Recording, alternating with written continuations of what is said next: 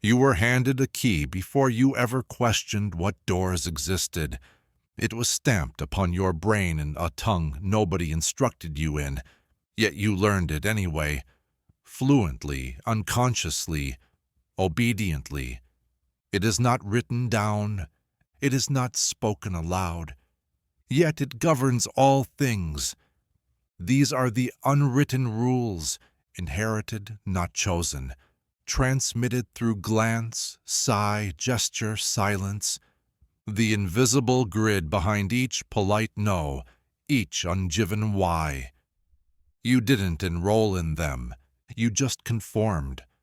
One rule is, don't say what others don't want to hear, not because it's a lie, but because discomfort is a sign of trespass, because discomfort upsets the order, and the order is holy, even if it chokes you.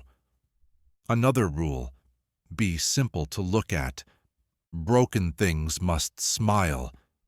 Suffering needs to be framed in elegance. If you cry, cry in whispers, and best alone. There's one about love. Love is approval. Approval is performance. Therefore, to be loved, you must perform. So you begin the act. You become digestible. You condense yourself to accommodate the container that is offered to you.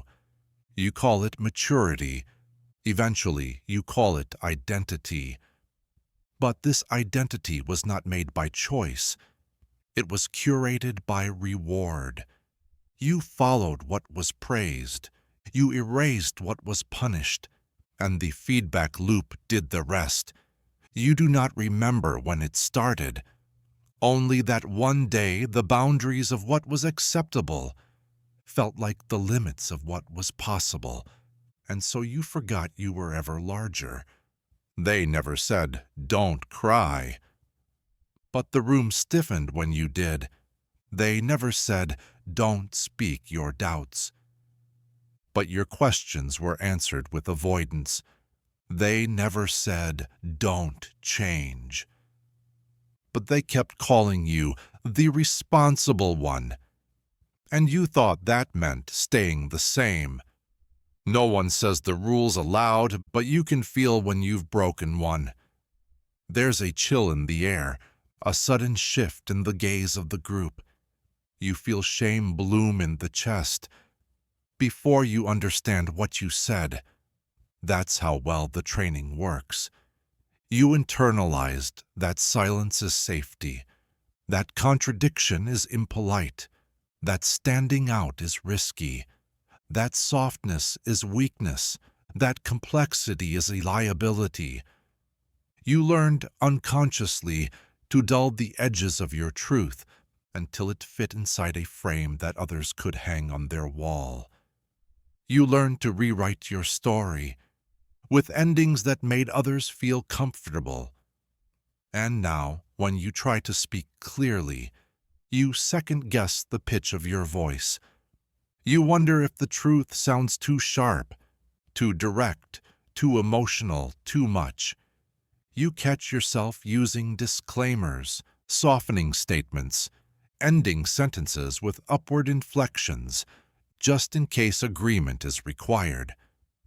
You wonder where the fear comes from. But it was never just fear. It was obedience. Obedience to the invisible curriculum, taught not in classrooms but in sighs, glances, and closed doors. The rules are ancient. They came from people who loved you. That's why they're hard to question, because to challenge them feels like betrayal. To unlearn them feels like disloyalty. You call it respect. You call it tradition. You call it heritage. But sometimes tradition is just a well-worn cage. Respect is the quiet voice of self-erasure. Heritage is the echo of old wounds mistaken for wisdom. Some of the rules were once useful. They protected people from danger. They carved order out of chaos. But times changed, and the rules remained. They ossified into ghost logic. No longer useful, no longer questioned, still obeyed. You are not just you. You are also the voice of your mother's hesitation, the survival of your father's silence, the compliance of your grandparents' gaze. You carry entire lifetimes in the pauses between your words. But the inheritance is not only a burden, it is a message encoded in restraint. It is a puzzle begging to be solved. Because every unspoken rule contains in its silence a question. Is this still true? Is obedience the same as belonging? Is politeness the same as peace? Is discomfort always a threat? Is love supposed to cost this much? The questions feel dangerous. That's how you know they matter. To unlearn is not to reject. It is to choose, to examine the architecture and ask, do I want to live in this house? You may find that some rules were scaffolding, but others were shackles.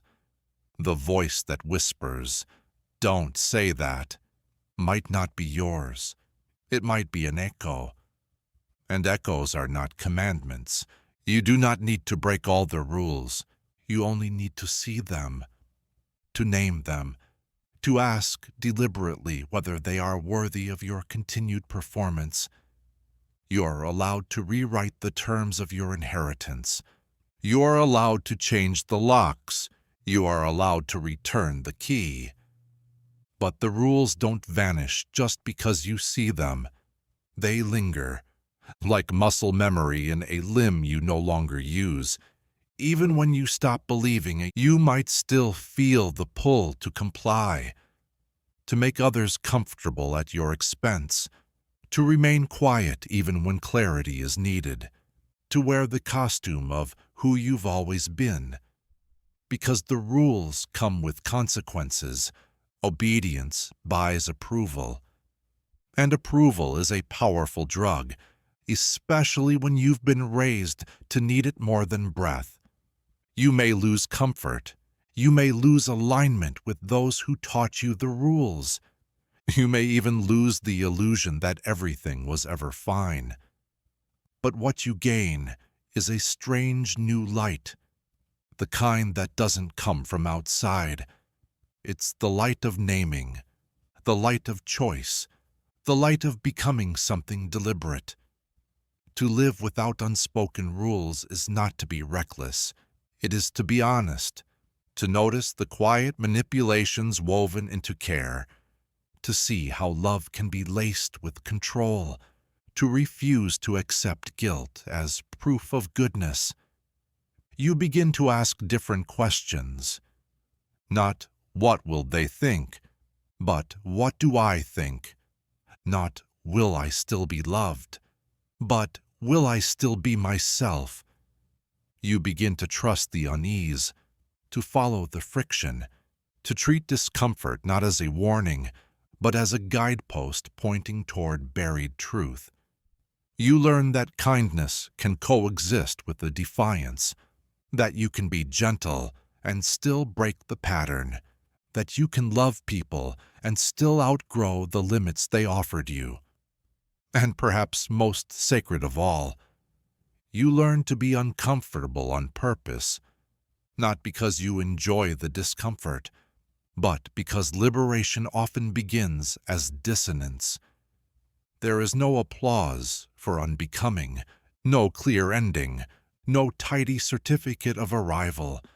There is only the slow, strange, luminous unfolding of a self that was always there, waiting beneath the scaffolding, holding the key, speaking the unspeakable, and finally hearing its own voice ring true.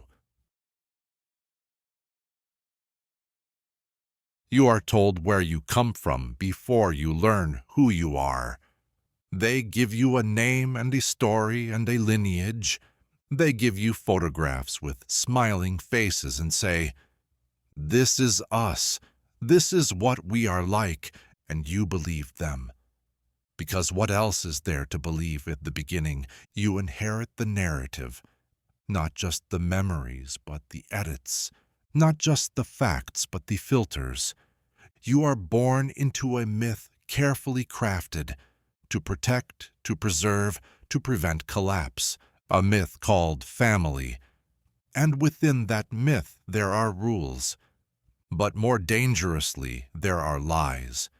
Not always deliberate, not always malicious, but deeply rooted, passed down like heirlooms, polished through generations, wrapped in sentiment and silence. These are the lies that wear a family name. They begin with phrases you hear often enough to memorize. We've always been strong. We're not the kind of people who talk about those things. That never happened. Don't bring shame to the family. He did his best. You'll understand when you're older. Each sentence is a stone, individually harmless, but together they form a wall around the truth. You learn early which stories are safe to tell, which emotions are welcome, which parts of yourself must be hidden to protect the structure.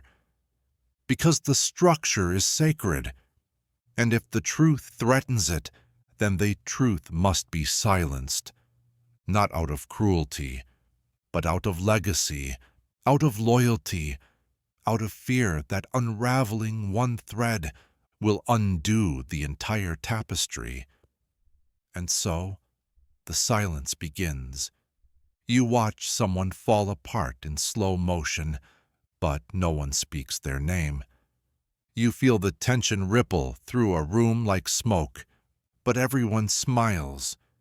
You hear the slammed door, the muffled sob, the sharp edge in someone's voice.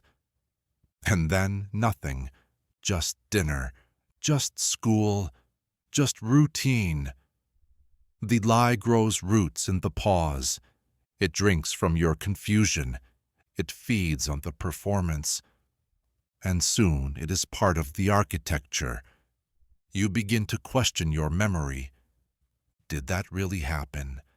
Was it really that bad? Why is no one else talking about it? Gaslight doesn't always come from a single voice. Sometimes it echoes through generations. An inherited silence so dense it rewrites perception.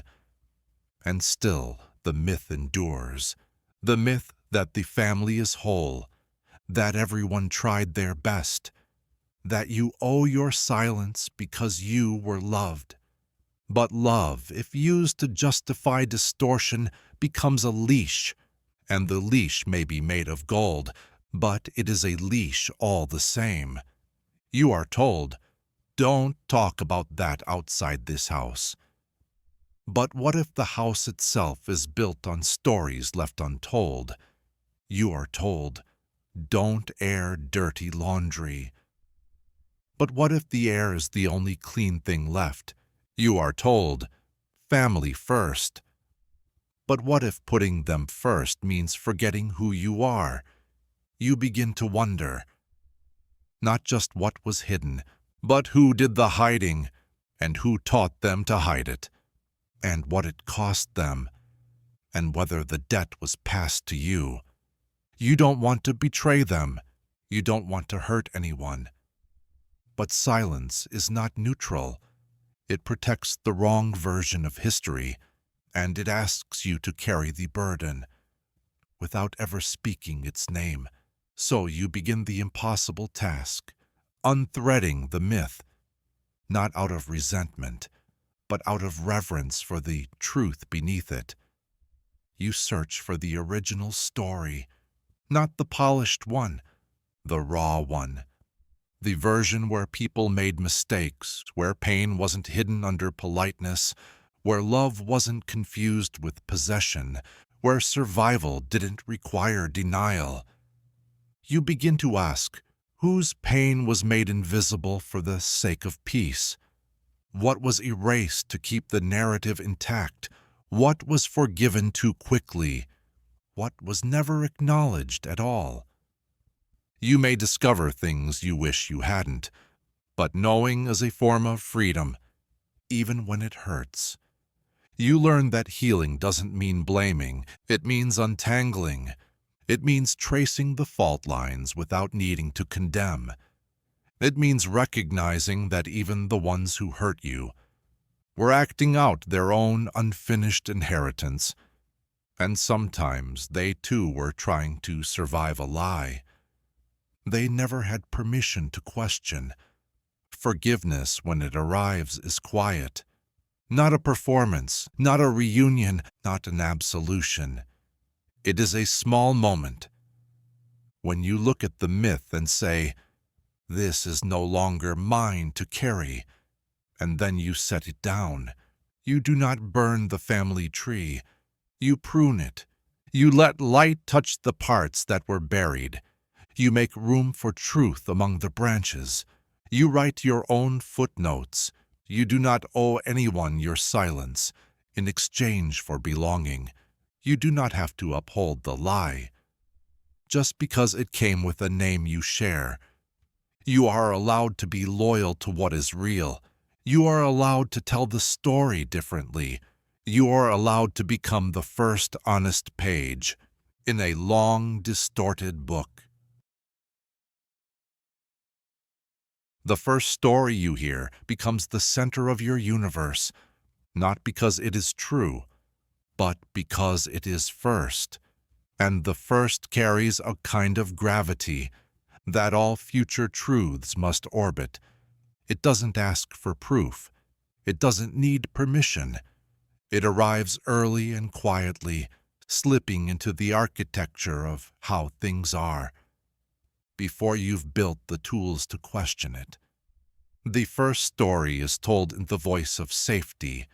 It comes from someone taller than you, someone who holds the food, the warmth, the approval, and so it becomes law. This is good. This is bad. This is what people like us do. This is what people like them are like. This is the world, child. You absorb it whole, long before you know the shape of a question. Later, when new stories appear, complicated ones, contradictory ones, they do not simply replace the first. They struggle against it, because the first story is anchored. It is familiar. It is home. To doubt it feels like exile. Even when the facts change, the pull remains. That's the gravity. It bends the truth around itself. It distorts new information, warping it into shapes that still align with what you already believe. It's why two people can witness the same moment and walk away with different realities. It's why a challenge can feel like an attack, why evidence feels like offense, why a single new idea can trigger the entire nervous system to retreat, defend, deny, because the body remembers the first story, not just as an idea, but as identity, as belonging, as structure. And so you defend it, even when it no longer serves you, even when it is quietly harming you. You wear it like a second skin, forgetting it was ever sewn on. You call it instinct. You call it common sense. You call it truth.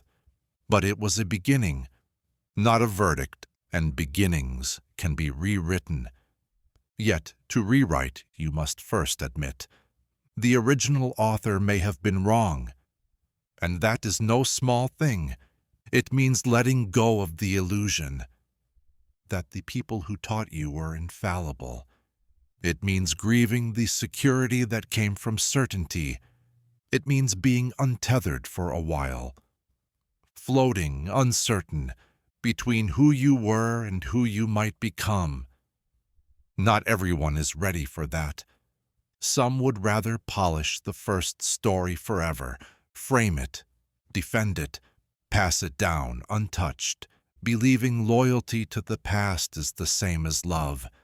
But love does not demand blindness. Real love wants the truth to breathe, even if it means reimagining what you inherited, even if it means questioning the storyteller, even if it means choosing a different ending. Because here's what gravity hides. It is not fixed. It can be escaped. It can be defied. It only feels unbreakable, because you have always lived under its pull. But the moment you recognize it, name it. Trace its outline across your beliefs. Something shifts. The orbit weakens. You start to wonder, what if the first story wasn't whole? What if it was just a draft? What if it left things out? What if it was a reflection of their fears, not a roadmap for your future? What if they told it not because it was true, but because it was all they knew? Suddenly, the story becomes lighter, still there, but no longer immovable. You begin to test other narratives, ones that felt forbidden before. You notice how they fit differently in your chest. Less tight, less brittle. They breathe. You read new pages without guilt. You let new voices speak. You let new truths settle in the dust of the old. And in that quiet, radical act, you begin to unlearn gravity. You realize you are not bound to the orbit of a single story. You are not condemned to retell what was handed to you. You're allowed to choose new centers, new lenses, new beginnings. Not because the first story was evil, not because it deserves erasure, but because you deserve expansion.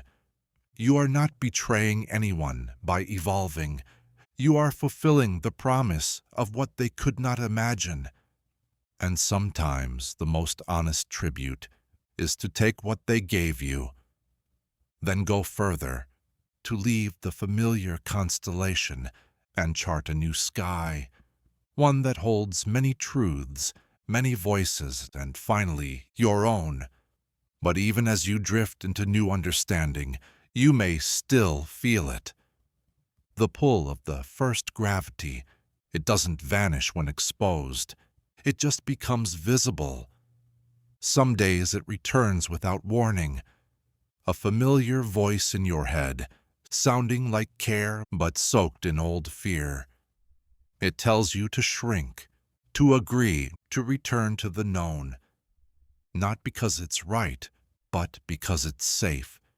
And safety, even counterfeit, is persuasive. You will find yourself hesitating, not because you lack conviction, but because part of you still wants to be good. By the standards of the old story, you'll wonder if rewriting it means you're ungrateful, if naming it means you're disloyal, if unlearning it means you're erasing your past. But honoring where you come from does not require you to remain who you were. You are not a monument. You are not a vessel for tradition. You are a living, changing constellation of truths. And your first truth was just the first star that blinked into view. Others will follow. Some will burn brighter. Some will rearrange your entire sky. You will lose things. That is part of leaving orbit. You will lose certainty. You will lose simplicity. You will lose the comfort of answers that fit on a single page. But what you gain is authorship, not of history, but of interpretation, not of what happened, but of what it means now. Because meaning is not inherited, meaning is made, and it can be remade. There is no shame in saying, I believed something once because I needed it, but now I've outgrown it. That is not betrayal. That is becoming. Becoming means looking at the origin and seeing it clearly. Not with reverence, not with resentment, but with recognition. To say, this shaped me, And now I choose what comes next. The gravity will never disappear completely, but one day you will feel it pull and still choose a different direction.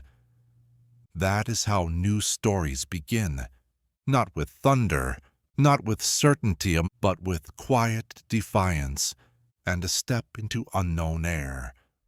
The first story is not your prison, it is your launch point. You are allowed to leave the ground and not apologize for flying. Before you had language, you had reflection, not in a mirror, but in their eyes, their tone, their reactions. You learned who you were by how they responded to you. They said you were smart, so you learned to be clever. They said you were difficult, so you learned to apologize. They said you were strong, so you learned never to break. They said nothing, so you learned to disappear. They didn't have to mean harm. They didn't have to be cruel. But their words and silences and labels formed a map, and you followed it long after you stopped asking where it led. Some identities are not chosen. They are assigned, stuck to you like name tags you didn't peel off, reinforced by repetition, etched into expectation, handed down in the tone of course you are.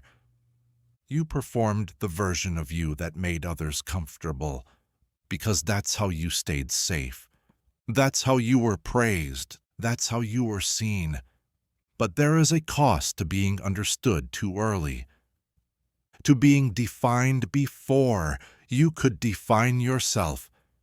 You become a constellation rearranged to fit someone else's map, and you forget that the stars had other possibilities. They said you were quiet, but maybe you were listening. They said you were dramatic, but maybe you were feeling deeply. They said you were lazy, but maybe you were tired of pretending. They said you were selfish, but maybe you were learning to have needs.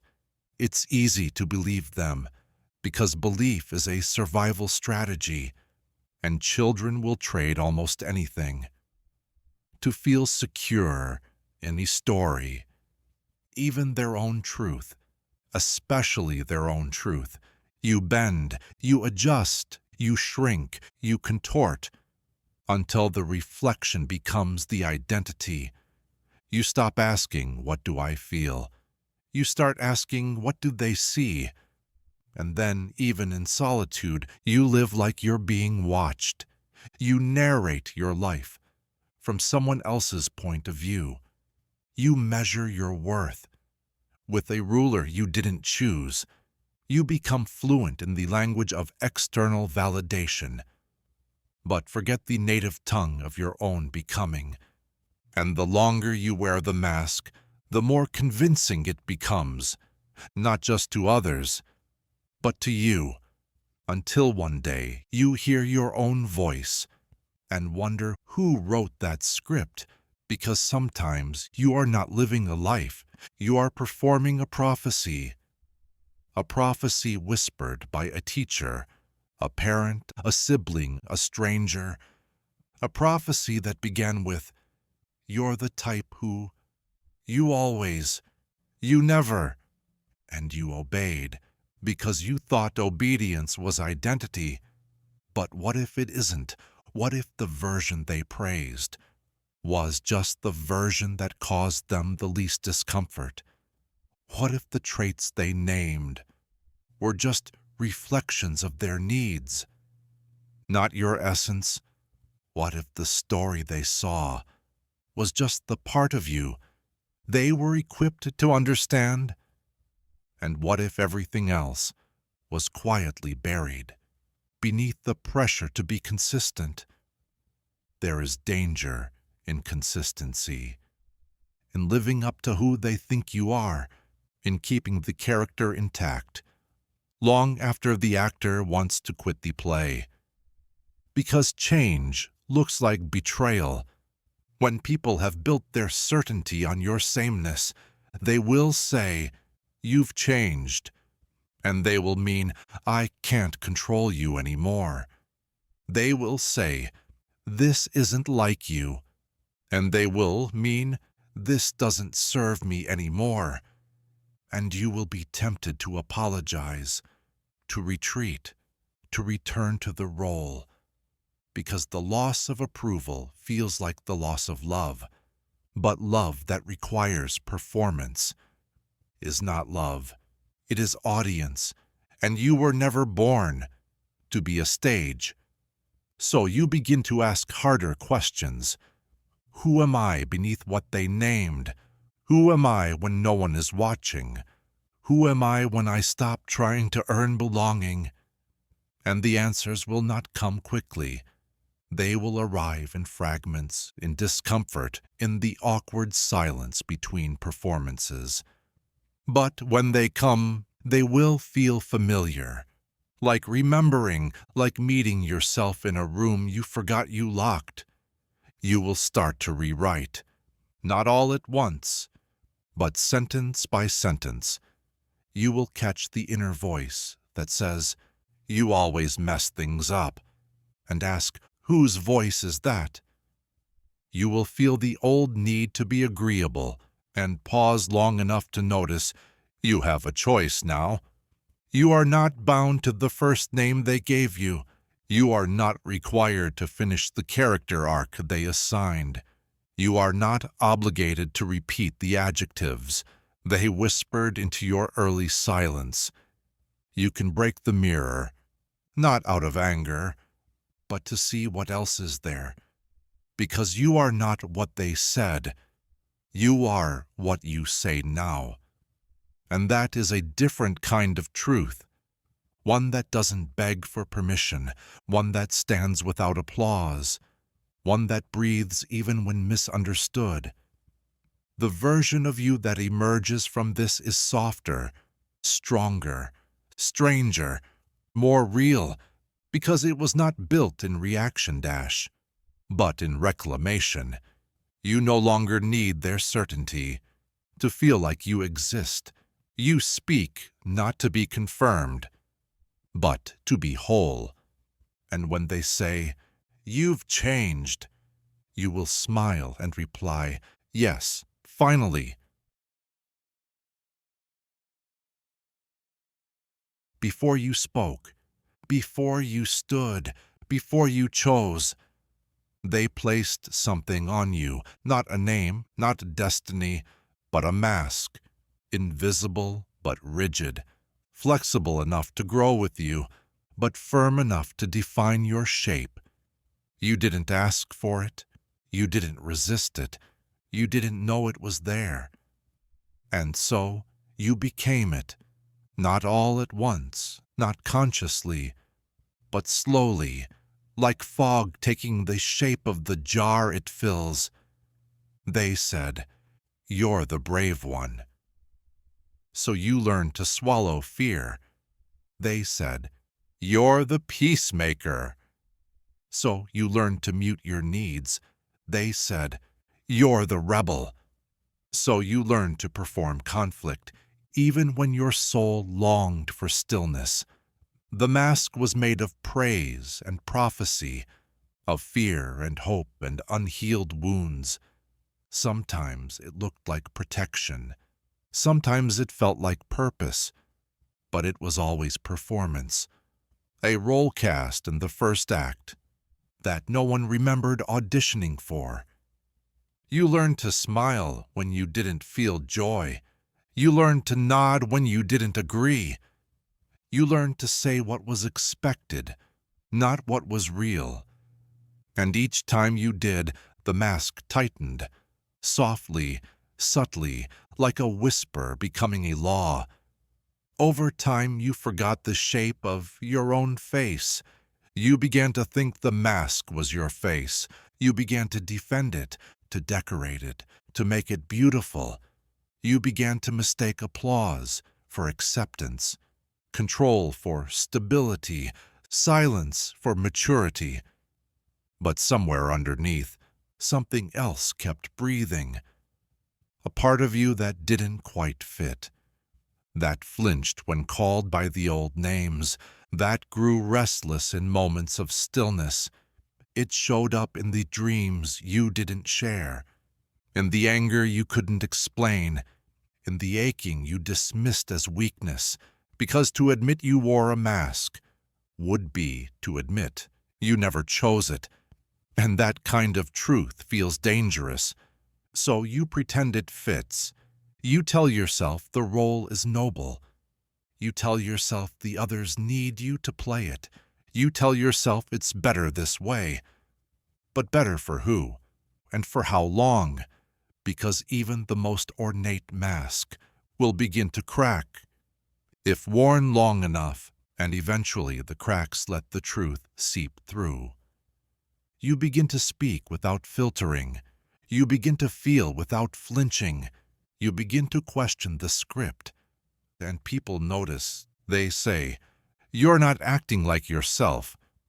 But what they mean is, you're not acting like the mask. And that is when you must decide. Not who you are, but who you're willing to stop pretending to be. The mask is not the enemy. It was a survival tool, a vessel, a bridge across unsafe terrain. But you are no longer crossing. You have arrived, and arrival demands shedding. Shedding what kept you safe, but now keeps you small. You will feel naked without it, exposed, uncertain. The air will feel colder. The voices will sound louder. The light will sting. But you will be breathing your own breath. And nothing tastes as real as that. You will remember laughter that isn't strategic, tears that aren't negotiated, silence that isn't compliance. You will learn that you don't need to earn your face. You only need to reclaim it. And as you stand there, mask in one hand, truth in the other, you will know something sacred. You are not your role. You are not their reflection. You are not the performance they applauded. You are the actor who walked off stage, mid-scene, mid-line, mid-lie, and found the world more honest without the lights. But here's the quiet secret. The mask wasn't only placed on you. You helped shape it, not because you were complicit, but because you were trying to be loved. Love, when conditional, is the great sculptor of false selves. It carves at the edges. It sands down the contradictions. It teaches you to trade authenticity for approval. You became agreeable because it made them softer. You became quiet because it kept the peace. You became strong because someone needed you to be. And you wore that strength like armor, forgetting that armor, too, becomes heavy when worn too long. You might even feel nostalgic for the mask. It was, after all, a language you both spoke, a place where expectations could live undisturbed. It helped you belong, or at least appear to, but you can only perform for so long. Before the stage begins to feel like a cell, even applause can become a kind of prison, especially when it's offered for a role you're tired of playing. Eventually, you stop asking, "Who do they need me to be?" and begin to ask, "What if I already am?" And that question doesn't yield answers right away. It opens a silence, a void where the mask used to be, and in that space, you begin to remember. You remember the laugh that didn't ask permission, the opinion you buried in politeness, the want you diluted to make others comfortable. You remember the original face, the one that made no sense to anyone, but still felt like home. And slowly, with trembling hands, you start to let it show. Not to everyone, not all at once, but enough to breathe again. You may lose some roles, some praise, some comfort, but you gain a different kind of belonging. The kind not built on performance, but on presence.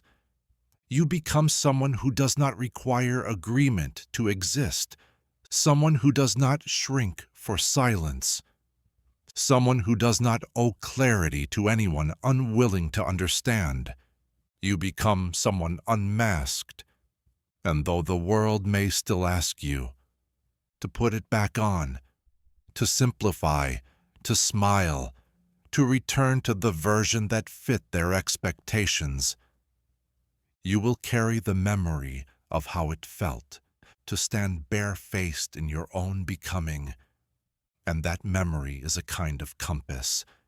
You follow it, not because the road is easy, but because the truth never needed to be. In the end, you do not throw the mask away. You hang it gently, you say thank you. You walk on, and in the mirror that once reflected only the role, you begin to see someone else. Stranger, fuller, real, not a face made to be seen, but a face that finally sees itself. Healing is often mistaken for becoming someone better, stronger, wiser, more radiant, more grateful, more together. But healing is not an upgrade, it's a return, a slow unraveling, back toward a self that never needed to improve, only to be remembered. You are not becoming new, you are becoming familiar, like recognizing a face in a crowd and realizing it's yours. The world told you to ascend, to overcome, to evolve beyond the parts that broke. But some of those parts didn't need fixing. They needed listening. They needed space. They needed the dignity of being seen without being judged. You thought healing meant becoming calm. But maybe it means learning how to rage without apology. You thought it meant forgiveness. But maybe it means no longer carrying what was never yours. You thought it meant moving on. But maybe it means coming back. Back to the child you left waiting. Back to the voice you silenced out of survival. Back to the dreams that went quiet. When you made yourself smaller to fit. Healing doesn't mean your scars vanish. It means they stop defining your shape.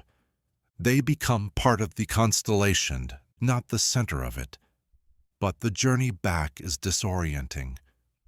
Because the path was buried, overgrown with years of adaptation, layered with the praise of how well you've coped.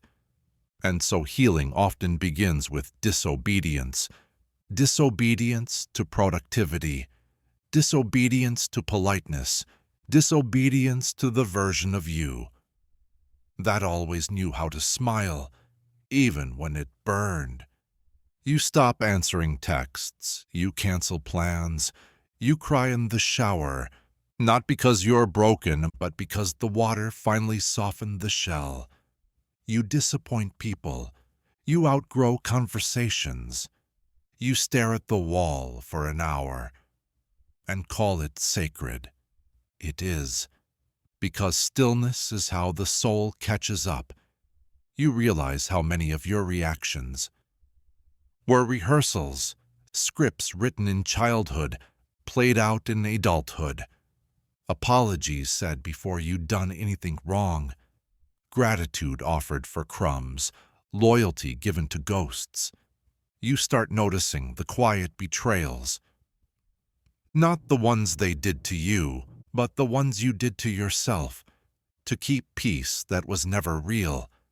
And you grieve, not just the pain, but the time, the years spent orbiting who you are, without ever landing. But grief is a doorway. It means you're close. It means you remember that there was something worth mourning, and behind the grief is the one who never left. The original self, not innocent, but untouched by distortion, the one who laughed without waiting for permission, who knew how to rest without guilt, who cried without shame, who wanted without fear of being too much.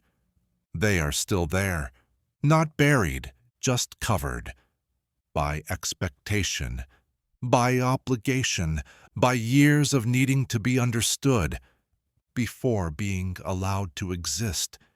Healing is removing what never belonged to you, bit by bit, layer by layer, lie by inherited lie. You stop confusing guilt with guidance. You stop mistaking anxiety for intuition. You stop accepting every emotion as yours just because you feel it. You learn to ask, who does this belief serve? Is this mine, or was it placed here? What would I do if I wasn't afraid of being misunderstood? The answers are not always clear, but the questions are the return. The questions are the map, and there will be moments, soft, strange moments, when you feel it, when your laugh surprises you, when your boundaries feel like music, when your solitude tastes like honey, when your reflection looks less like a stranger. These are not transformations. These are reunions. This is what healing means. You walk backward through the maze, past every version of yourself that learned to survive by forgetting who you were. You greet each one with gentleness. You do not shame the masks. You thank them, and then you let them go. And when you reach the center, the place before all the armor, you do not find perfection. You do not find light. You find something more honest, a body that still trembles, a voice that still quivers, a heart that still holds fractures, but a self that knows, I am here. And that is enough, not healed like a statue, but healing like a tide, rising and receding, always returning, back to shore, back to truth, back to self. But healing is not linear. It does not move upward like a staircase. It moves in spirals, in echoes, in returns. You will revisit wounds you thought you'd closed, not because you failed, but because you are now strong enough to see them more clearly. You will wake on random mornings, with tears for things that happened years ago, not because you're stuck, but because part of you finally feels safe enough to feel. Safety isn't always soft. Sometimes it shakes, sometimes it collapses what kept you numb, because numbness is a refuge, but it is not a home. And you're learning slowly that you deserve more than survival. You deserve aliveness, messy, uncertain, beautiful. This is not a return to who you were before the world touched you. This is a return to who you were before you thought you had to become someone else. There will be days you missed the mask. It made things easier. It kept things smoother. But smoothness is not peace, and ease is not the same as truth. You are no longer here to be easy to hold. You are here to be real, even if that means being misunderstood, even if that means being alone, even if that means being seen, truly, finally, by yourself. You begin to find language for what once lived as ache. You begin to tell the truth, not just in words, but in choices. You begin to uncoil. There will still be fear, but fear no longer makes the decisions. There will still be grief, but grief no longer closes the door. There will still be longing, but longing becomes the compass, not the chain. You no longer chase healing like a finish line. You walk with it. You rest with it. You return to it. Like a tide, like breath, And in that rhythm you find something holy, not perfect, not painless, but whole. Not the self they wanted, not the self you pretended to be, but the self who waited, beneath it all, through it all, for you to come back. The calendar lies, not with malice, but with rhythm, with neat boxes, with implied inevitability.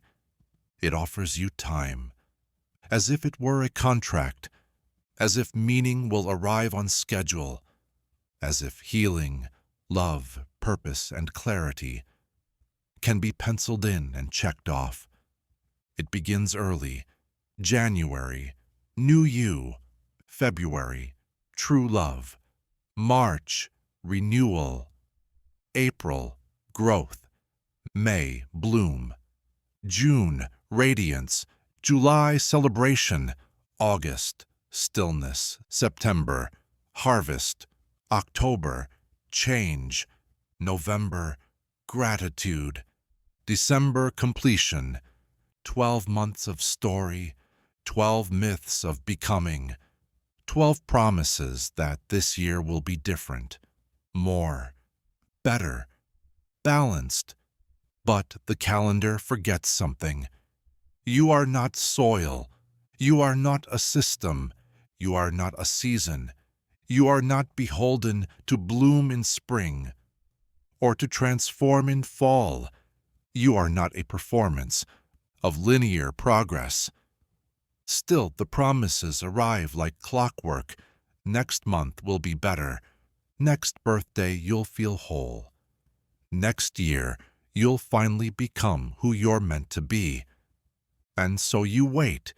You attach hope to dates. You circle them. You build rituals around them. You assign meaning to numbers. You count down. You make resolutions. You whisper affirmations. You say, "This time it will work." But time is not a ladder. It is a tide. It moves with you, but never guarantees arrival. It offers motion, not destination. Still, you measure your worth by how many milestones you've reached. On the proper timeline, graduation, career, marriage, house, children, success, retirement, legacy, each with its place. On the calendar of promises, each with its own clock, each with a quiet threat. Fall behind and you may never catch up. But what if the calendar is not a map? What if it's just a mirror, reflecting the illusion of certainty? Because not everyone blooms in spring. Not every new year feels new. Not every birthday brings clarity. Some growth begins in stillness. Some love arrives off-season. Some change takes decades to name. The lie is not in time passing. The lie is in the expectation. That time delivers what you deserve, but time delivers what it delivers. Sometimes nothing, sometimes a storm, sometimes a quiet truth you didn't know you needed. And the deeper harm isn't the missed milestone, it's the guilt, the way you blame yourself for not arriving on cue, as if grief has a deadline, as if healing knows your schedule, as if transformation can be time-boxed.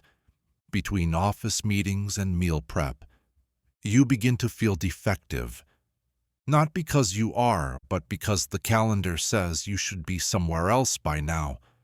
Married, healed, happy, certain, and when you're not, you search for fault. You forget to ask whether the timeline was ever yours to begin with. Who designed this rhythm? Who decided what happens when? Who made growth synonymous with speed? You were not born in sync with a spreadsheet. Your milestones are not metrics. Your timing is not late. It is yours. Some people blossom after 60. Some discover peace only after loss. Some build the most beautiful things, only after letting go of what they were told they should want. And some spend entire lifetimes unlearning the calendar's voice, just to hear their own again. The calendar promised you clarity, but you found chaos. It promised you certainty, but gave you seasons of silence. It promised you the arc of a story. But life, it seems, writes in spirals. So what happens when you step off the timeline? What happens when you let go of the need to be on time for your own becoming? You begin to notice things, that some lessons arrive in circles, that some doors open when you stop knocking, that some healing requires boredom, that not everything must be earned, that stillness is not failure, that chaos is not proof you've done something wrong. You begin to feel time differently, not as pressure, but as invitation. Each day becomes less about what it should bring and more about what it asks of you. Not what will happen to me today, but what part of me wants to speak today. You start to see the calendar, not as a ruler, but as a myth, a way of pretending. We have more control than we do. But control was never the goal. Presence is, and presence lives outside of time. It lives in the unmeasured hours, the unscheduled tears, the untimed laughter, the strange in-between. So you stop waiting for the right month to begin. You stop attaching meaning to dates. You stop checking off boxes to prove that you're keeping pace with ghosts.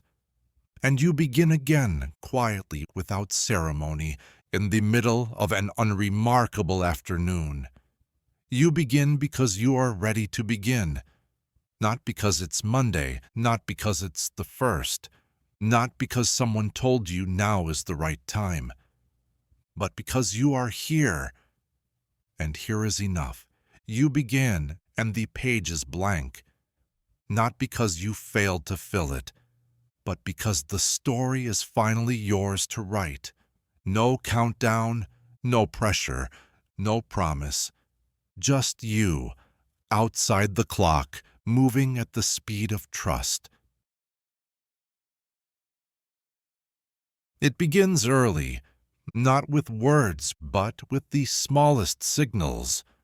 A smile when you share, a frown when you speak too loud, praise when you comply, distance when you resist. And so you learn, love is not something you simply receive. It is something you must earn, not through existence, but through goodness. Goodness as defined by others, by what keeps the peace, by what pleases the room, by what costs you the least on the surface, but slowly hollows you from within. You learn that being loved means being agreeable, being helpful, being nice, being small. You learn to anticipate needs before they're spoken, to apologize for things you didn't do, to sacrifice without question. And when you succeed, when your goodness is noticed, rewarded, affirmed, it feels like safety, it feels like belonging. But beneath the approval, a quiet voice wonders, if I stop being good, will I still be loved? The voice goes unanswered. So you double down. You say yes when you mean no. You offer when you are empty. You smile when you are grieving. You accept what hurts because rejection would hurt more.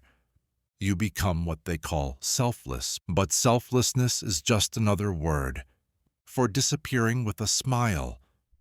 You tell yourself it's kindness. You call it maturity, but often it's compliance, a quiet trade, love in exchange for performance. And so goodness becomes a currency, one you spend daily, one that slowly costs you more than you realize. Because goodness, once weaponized, becomes a leash. It teaches you that anger is dangerous, that boundaries are betrayal, that rest is indulgence, that desire is selfish. You forget that goodness was once innate, that it had nothing to prove, nothing to perform. Now it feels like a task, a posture, a burden.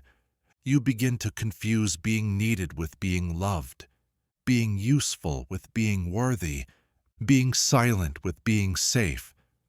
But something inside you knows that this version of love is conditional, knows that the smile they adore is not always real. And that knowledge, though quiet, grows. You begin to ask, what if I stop being good? What if I say no? What if I disappoint them? What if I rest? What if I change? And with every question, the foundation of conditional love begins to tremble. Because true love is not a contract, it is not a test, it is not a checklist of moral achievements. True love remains when the mask falls, when the voice shakes, when the body breaks, when the answer is no. It holds space, not control. It welcomes truth, not obedience. And most importantly, it does not require your disappearance. But unlearning takes time. You've built your life around being good. You've curated a self that others depend on. You've kept peace by erasing yourself. To stop dash, even slightly, feels like rebellion. So you begin with small ruptures. You speak more honestly, you set quiet boundaries, you decline invitations without explanation, you let your face rest when you're tired. And not everyone understands. Some pull away, not because you did something wrong, but because the version of you they loved was built on your self-erasure. Let them go. You were not born to be palatable. You were born to be whole. You were not born to be useful. You were born to be the goodness you performed.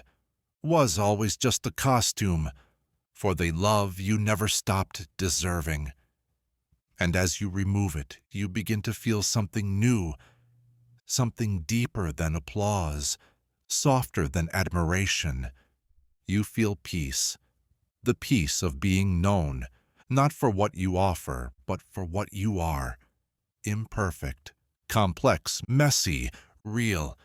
You begin to see love differently, not as a transaction, but as a recognition, not as something to earn, but as something you allow.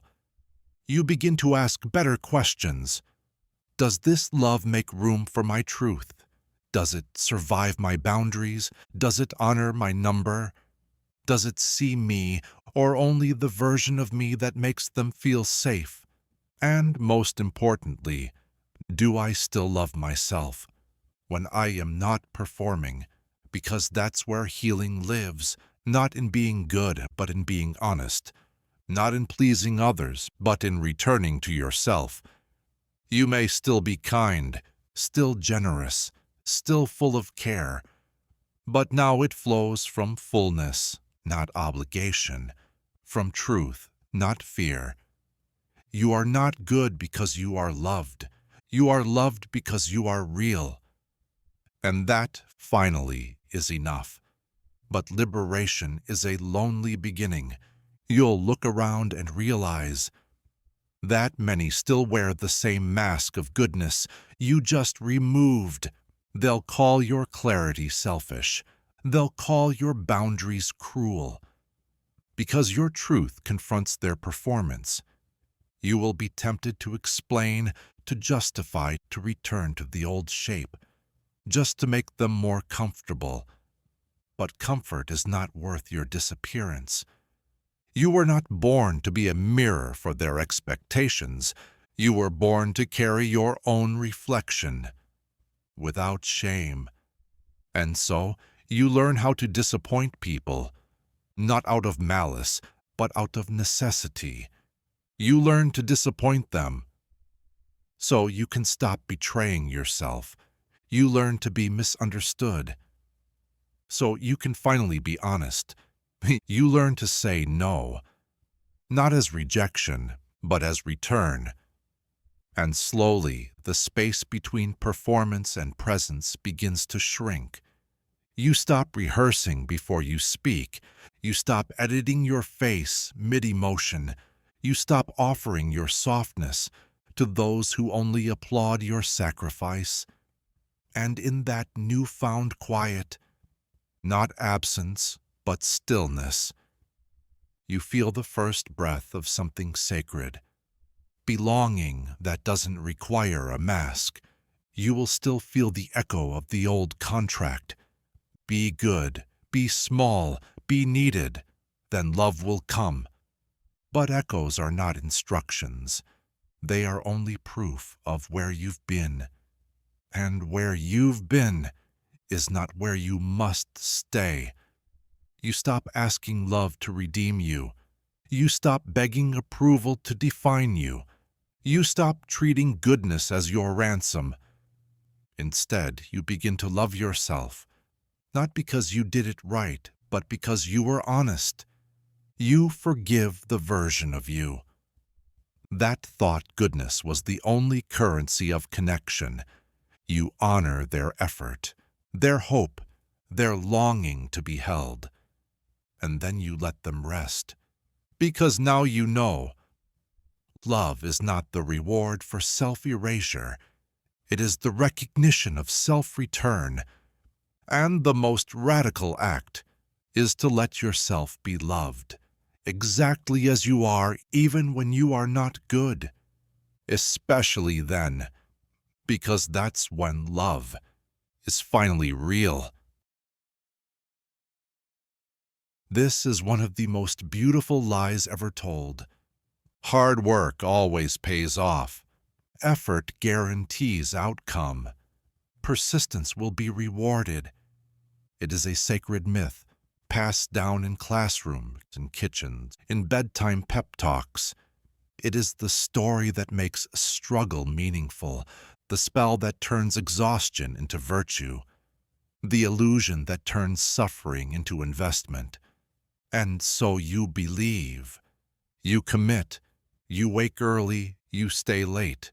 You sacrifice rest, relationships, and sometimes even your body, because someday all of it will be worth it. They promise you the payoff, the door that opens, the stage that invites, the finish line that redeems every step.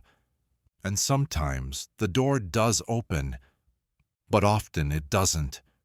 Or it opens for someone else, someone who didn't try as hard, someone with different luck or connections or proximity to power. And you're left wondering, did I not work hard enough? Or was the payoff never mine to begin with? This is the violence of the myth. It turns failure into shame. Not just disappointment, but self-blame. If hard work always pays off, then what does it mean? When yours didn't, it means you are the flaw. That's what the myth whispers. It doesn't account for randomness, for systems, for barriers, for ceilings you couldn't see until your head hit them. It doesn't account for how many people are asked to work twice as hard, to be seen as half as worthy. It doesn't account for the invisible labor, the emotional balancing, the cultural translation, the pressure to excel gracefully. The myth is tidy, but your life is not, and still you push. You romanticize the struggle. You make an altar of burnout. You call exhaustion noble. You call boundaries laziness. You call rest a reward for later. A luxury earned only when everything is finally done. But it's never done. There's always more to optimize, more to prove, more to chase. And rest becomes a mirage that moves just out of reach, every time you arrive. They told you that discipline was the path, that grit was holy, that hustle would set you free. But somewhere along the way, you forgot why you started. You forgot what you loved. You forgot who you were before achievement became identity. You became a machine, and machines don't cry. They break, so you break. Quietly at first, then louder, then irreparably. And the myth, instead of catching you, asks why you weren't stronger. But strength was never the problem. It was belief.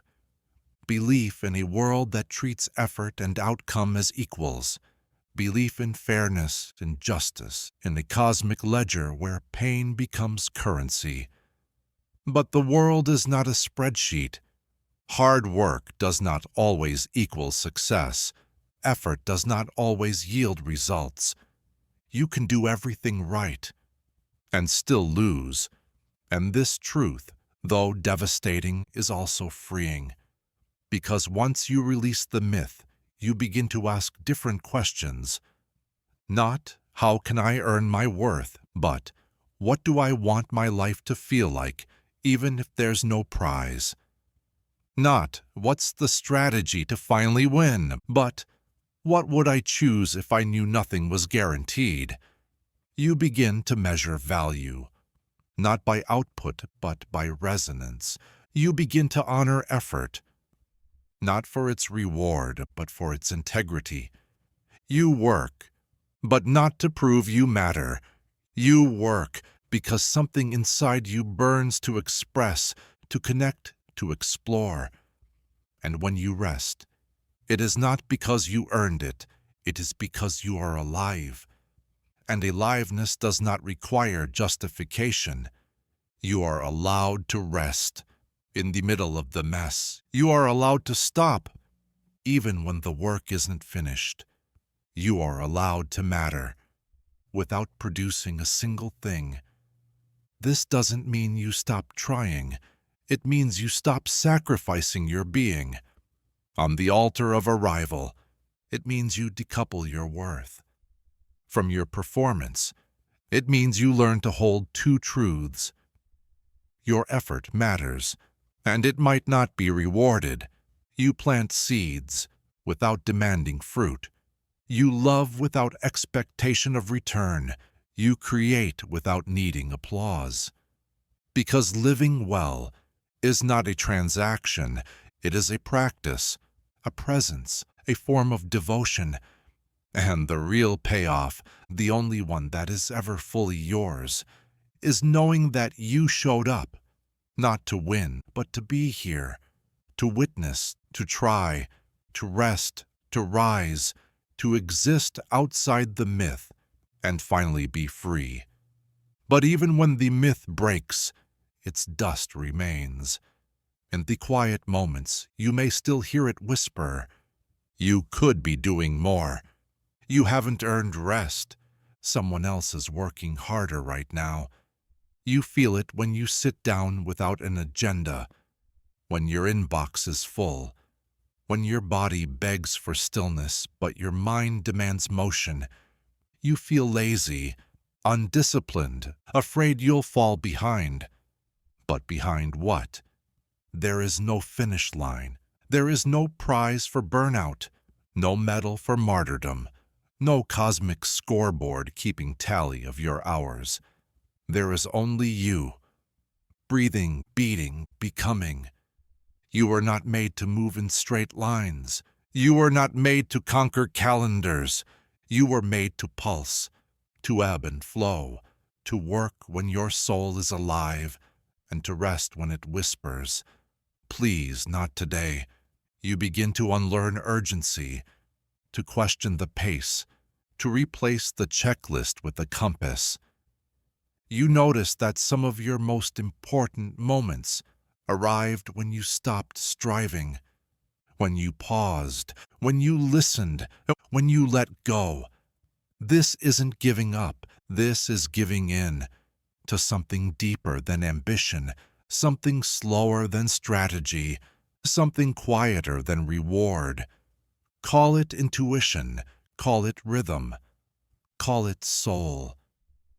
You begin to build a new kind of relationship with effort, one not rooted in scarcity, but in sincerity. You ask yourself, does this matter to me? Is this aligned with who I am becoming? Or am I just afraid to stop? You start to create for the joy of creating, to show up out of devotion, not desperation, to define success as presence, not applause. And you discover something radical. Sometimes the work is rest. Sometimes the progress is pause. Sometimes the best thing you can do is stop moving and feel where you are, not forever, just long enough to remember that you are not a machine, you are not a brand, you are not an algorithm to optimize. You are a body, a breath, a story in motion, and you deserve to unfold on your own terms.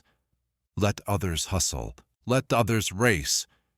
You are no longer running toward proof. You are walking toward peace. They handed you a book and called it Truth. It had chapters, definitions, timelines, diagrams, a neat spine. It smelled like authority. You were told to memorize it, underline it, recite it, believe it, and you did. You clung to its pages like a raft. Because in a world that felt uncertain, this book had answers. This book had maps. This book claimed to know. And so you trusted it, not because it made sense, but because it was sanctioned, stamped, published. The truth, they said, lives here.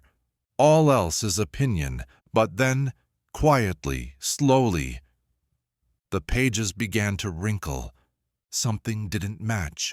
A story left out, a question unanswered, a voice missing. You started to notice the margins, the things not said, the footnotes never included, the authors never named. You began to realize this book was a version, a draft, a curated fragment of a larger, messier whole. It wasn't a lie, but it wasn't complete. No one told you that truth has editors, that it's filtered through power, shaped by fear, bent by convenience. You were taught that history was fact, but history is often a hand-picked collage of what was allowed to be remembered. You were taught that science was settled, but science evolves. It unlearns itself with every discovery. Its strength is not certainty, but revision. You were taught that knowledge is linear, but it folds, it contradicts, it requires dissent to stay alive. You begin to see the outlines of what was removed, the erased cultures, the silenced perspectives, the truths that were too wild, too sacred, too disruptive to be canonized. And it hurts, because you built your certainty on a foundation that now feels soft. But soft is not the same as unstable. Soft is fertile. Soft is what allows something to grow again. So you pick up the book, not to discard it, but to read it differently, with questions, with context, with curiosity instead of obedience. You write in the margins now. You add footnotes of your own. You invite in the stories that were never printed. And in doing so, you become an author, not of dogma, but of meaning. You learn to say, this is what we knew then, and this is what we know now. You begin to love knowledge, not because it is fixed, but because it moves, because it breathes, because it makes room for contradiction. Without collapsing, you learn that truth is not always found in authority, but in the tension between perspectives, in the willingness to hold paradox, to stay with discomfort, to admit, I don't know yet. And this too is a kind of literacy, not the memorization of conclusions, but the fluency of revision. You stop chasing certainty like it's salvation. You learn to live in maybe. You begin to trust not the text, but the trembling beneath it. Because the real truth rarely comes with a glossary. It arrives quietly, in questions, in intuition, in the uncomfortable space between the old chapter and the new one. And it is here, in this space, that you begin to write again, not to replace what came before, but to expand it, to say truth was never finished. It still isn't, and neither am I.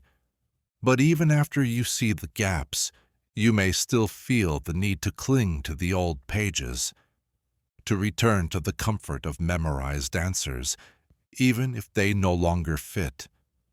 Certainty, after all, is addictive, and doubt is not celebrated. It is pathologized. You are told that to question is to rebel, to rethink is to destabilize, to revise is to threaten the whole. But what kind of truth is so fragile that it cannot survive being reread? You realize the book wasn't just information, it was identity. It told you who you were, where you came from, what was possible, and what was not. To question it means questioning the scaffolding of self. And that's terrifying, because we don't just inherit beliefs, we inherit boundaries, we inherit constraints on imagination, on language, on who we're allowed to become. You realize that some truths were chosen for you, not by evidence, but by inheritance, and you accepted them because you were too young to ask for proof.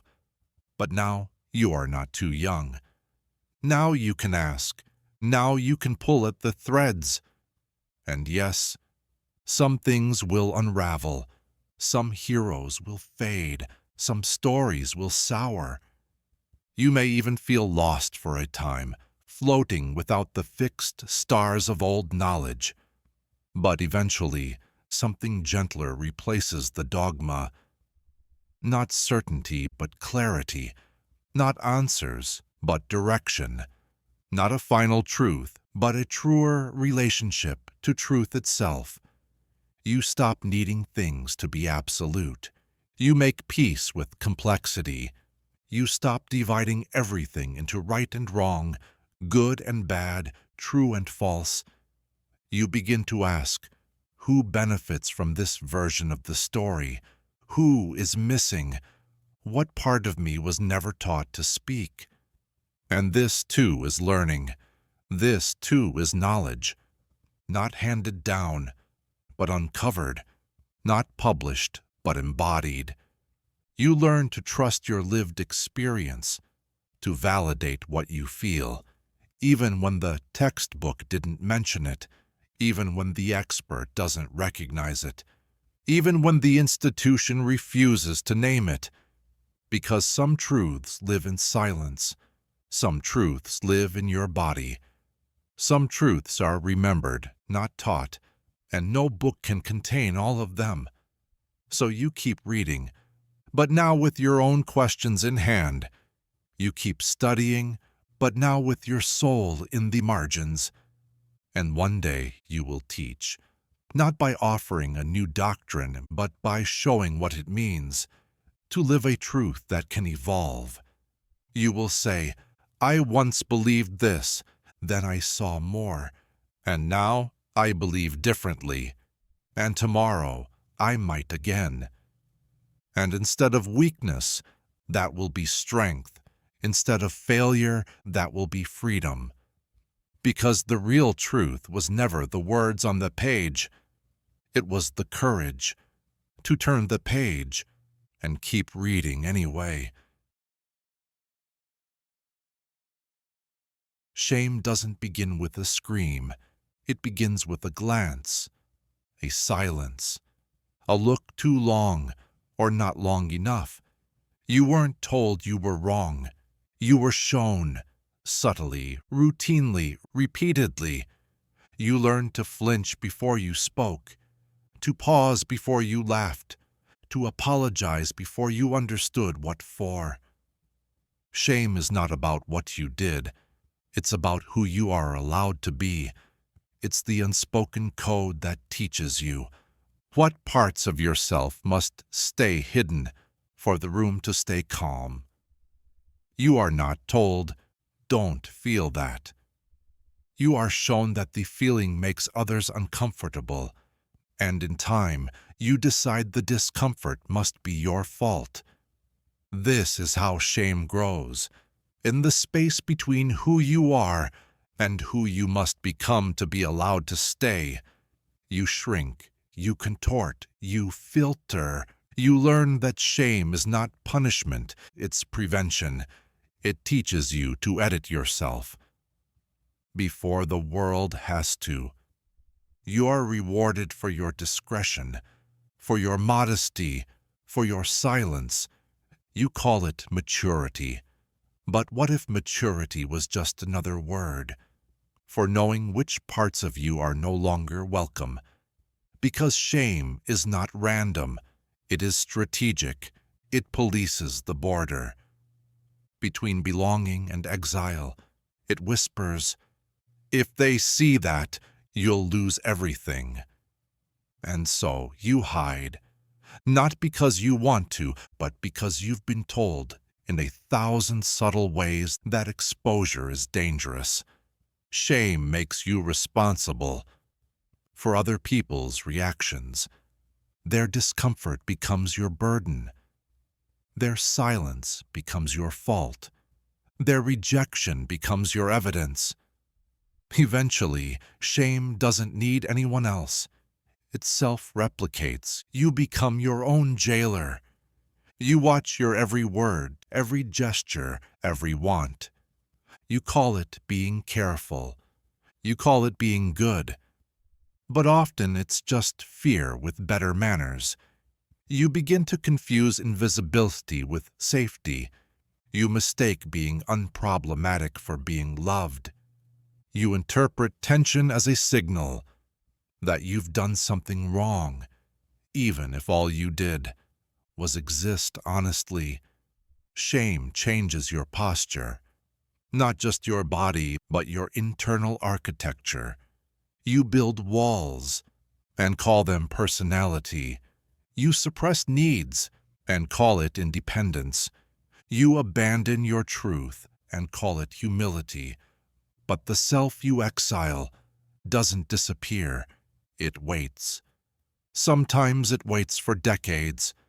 And when it comes back, in dreams, in symptoms, in sudden eruptions, you barely recognize it, because shame has taught you to see your aliveness as a liability. But there is nothing shame fears more than being named, because once you see it clearly, without flinching, you realize shame was never about truth. It was about control. It was about making you manageable, predictable, acceptable, and you do not have to obey it anymore. You begin to notice shame is loudest when you are closest to your voice. It flares up when you tell the truth, when you take up space, when you stop apologizing. This is not a warning. It's a signal that you are approaching. The boundary shame was assigned to guard, and you have a choice. You can turn back, or you can cross. And crossing is hard. It feels like betrayal. It feels like danger. It feels like standing naked in a snowstorm. But on the other side is a kind of warmth that shame never let you feel, not comfort, not certainty, but wholeness, the kind that doesn't ask you to divide yourself into pieces that others can tolerate. You begin to say the thing you've never said aloud. and nothing explodes. You begin to ask for what you need, and the world doesn't collapse. You begin to feel proud of the part you were once told to hide, and shame begins to shrink, not all at once, but like a shadow losing its sun. You learn to live without its script. You speak louder. You move freely. You look people in the eye without asking for permission. And when shame returns, because it will, you greet it like an old instructor whose class you've outgrown. You no longer take its grading seriously. You no longer rewrite your paper to suit its standards. You thank it for trying to protect you. And then you walk away, because protection that costs your selfhood is just another form of harm. You do not need to be edited to be loved. You do not need to be agreeable to be safe. You do not need to be less to be whole. Shame was a language you were taught, but you are learning a new one now. It doesn't have rules, only resonance. It doesn't ask for obedience, only honesty. It doesn't want your performance, only your presence. And that, finally, is enough. But to unlearn shame is not to erase it. It is to see it for what it was, a hand-me-down restraint, stitched by fear, worn by love, tightened by survival. Because the ones who gave it to you didn't invent it. They carried it, too, passed to them in glances and whispers, in rituals disguised as discipline, in silence misnamed as strength. And they, too, learned to confuse it with care. They believed shame could keep you safe. In a world that punished softness, wildness, difference, they wrapped it around you, like armor. But armor that keeps everything out also keeps everything in. You begin to suffocate. Inside what was meant to protect you.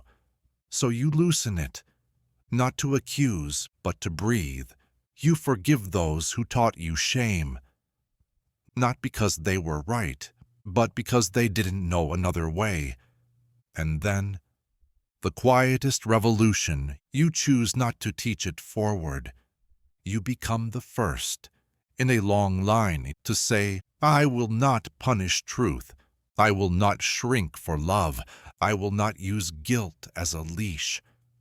And that choice ripples through children, through friendships, through strangers who see you live unapologetically and wonder for the first time if they are allowed to do the same. You realize freedom is not just felt, it is modeled. And in your refusal to obey shame, you give others the permission to stop obeying too. This is how control loses its grip, not through resistance alone, but through reimagination.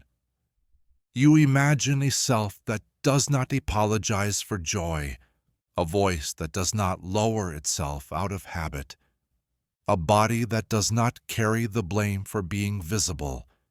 You imagine a world where truth does not threaten love and expression is not a liability. You stop waiting to be punished. You stop asking if you're too much. You stop treating discomfort as evidence that you've done something wrong, and you begin to live as if you are already forgiven. Because you are. You always were. Shame only made you forget. You were given a role. Before you had a voice, a posture, a tone, a palette of acceptable emotions, a curated script. You didn't write, but were expected to memorize. Boys are told to take up space, but never show softness. Girls are told to stay small, but never stop smiling. And in those unspoken rules, a whole system blooms, quietly, violently, in classrooms, in dinner tables, in commercials, in glances. Real men don't cry. Real women obey. That is the myth, and like all good myths, it arrives dressed in certainty, in tradition, in "this is just how it is." You absorb it before you can refuse it. You perform it before you can question it. You bend to it until the bending feels like identity. Masculinity becomes a fortress, a performance of power that is secretly terrified of tenderness, a clenched jaw, a swallowed sob. A boy praised only when he forgets how to feel. Femininity becomes a mirror, a reflection of others' desires, never one's own. A quiet voice, a polite smile, a girl celebrated for her silence, then called weak for not knowing how to scream. And when the script chafes, when it doesn't fit, when you bleed in ways that don't match your role, they don't blame the script. They blame you. Too sensitive, too aggressive, too emotional, too cold, too much, not enough. You begin to wonder, if I feel something I was told not to feel, does that make me wrong? Or does it make the rule a lie? This is where the unraveling begins, not in protest, but in confusion, in the quiet realization that what you've been asked to perform is not what you are. And at first you resist that knowing, because stepping out of the role means stepping into risk. To cry is to be weak, to say no is to be difficult, to desire is to be threatening, to disobey is to be alone. But eventually, the cost of the performance becomes too high, the mask too heavy, the silence too loud. And so you crack, not as failure, but as freedom. You cry and the world doesn't end. You scream and something inside you softens. You say no, and for the first time it echoes as truth. You begin to see the script for what it is, a costume, a cage, a convenience for others. Because rigid gender roles don't just tell you who to be. They tell everyone else how to treat you. And when you step out of line, they don't know where to place you. But you weren't made to be placed. You were made to move.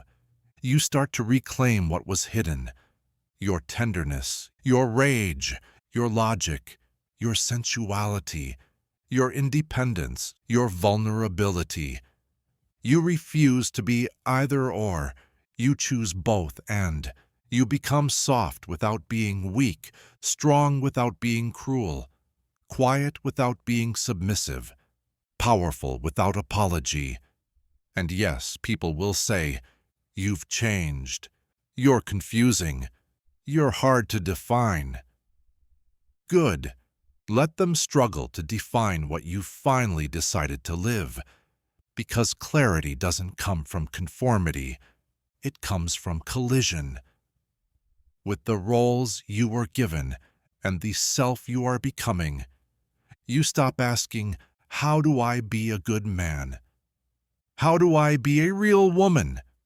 And you start asking, "How do I be human?" Without permission. You will lose some things.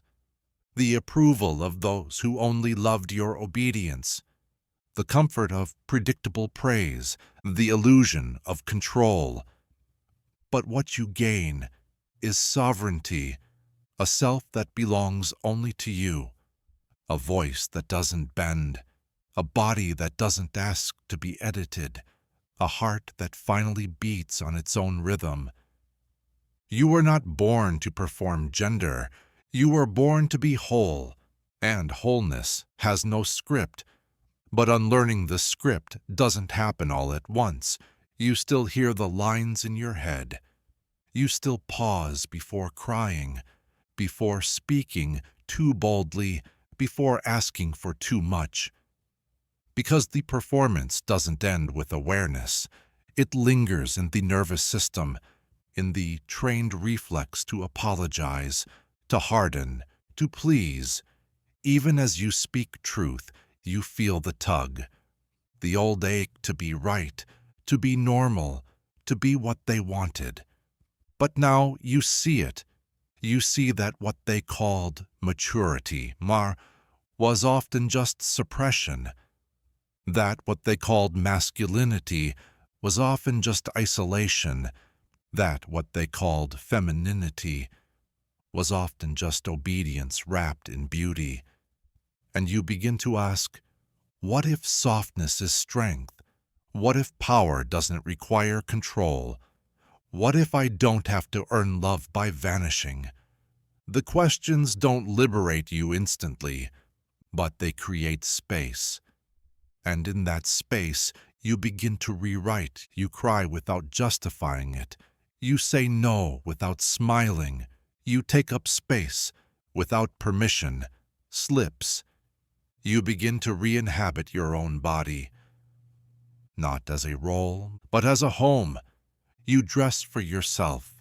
You speak with your real voice. You rest without guilt. You flirt without shame. You say what you mean, and let people misunderstand. You stop contorting to fit the costume. You let the costume fall. And underneath there is no ideal. There is only you in motion, not a fixed identity, but a shifting river. You become someone the world doesn't have a name for. You become someone you don't need to explain. And when they ask, "What are you?" you smile, not coyly, but with the knowing of someone who has already stopped asking. You are not a real man. You are not a proper woman. You are not what they told you to be. You are not a gender role. With legs, you are not the shame, inherited from someone else's fear.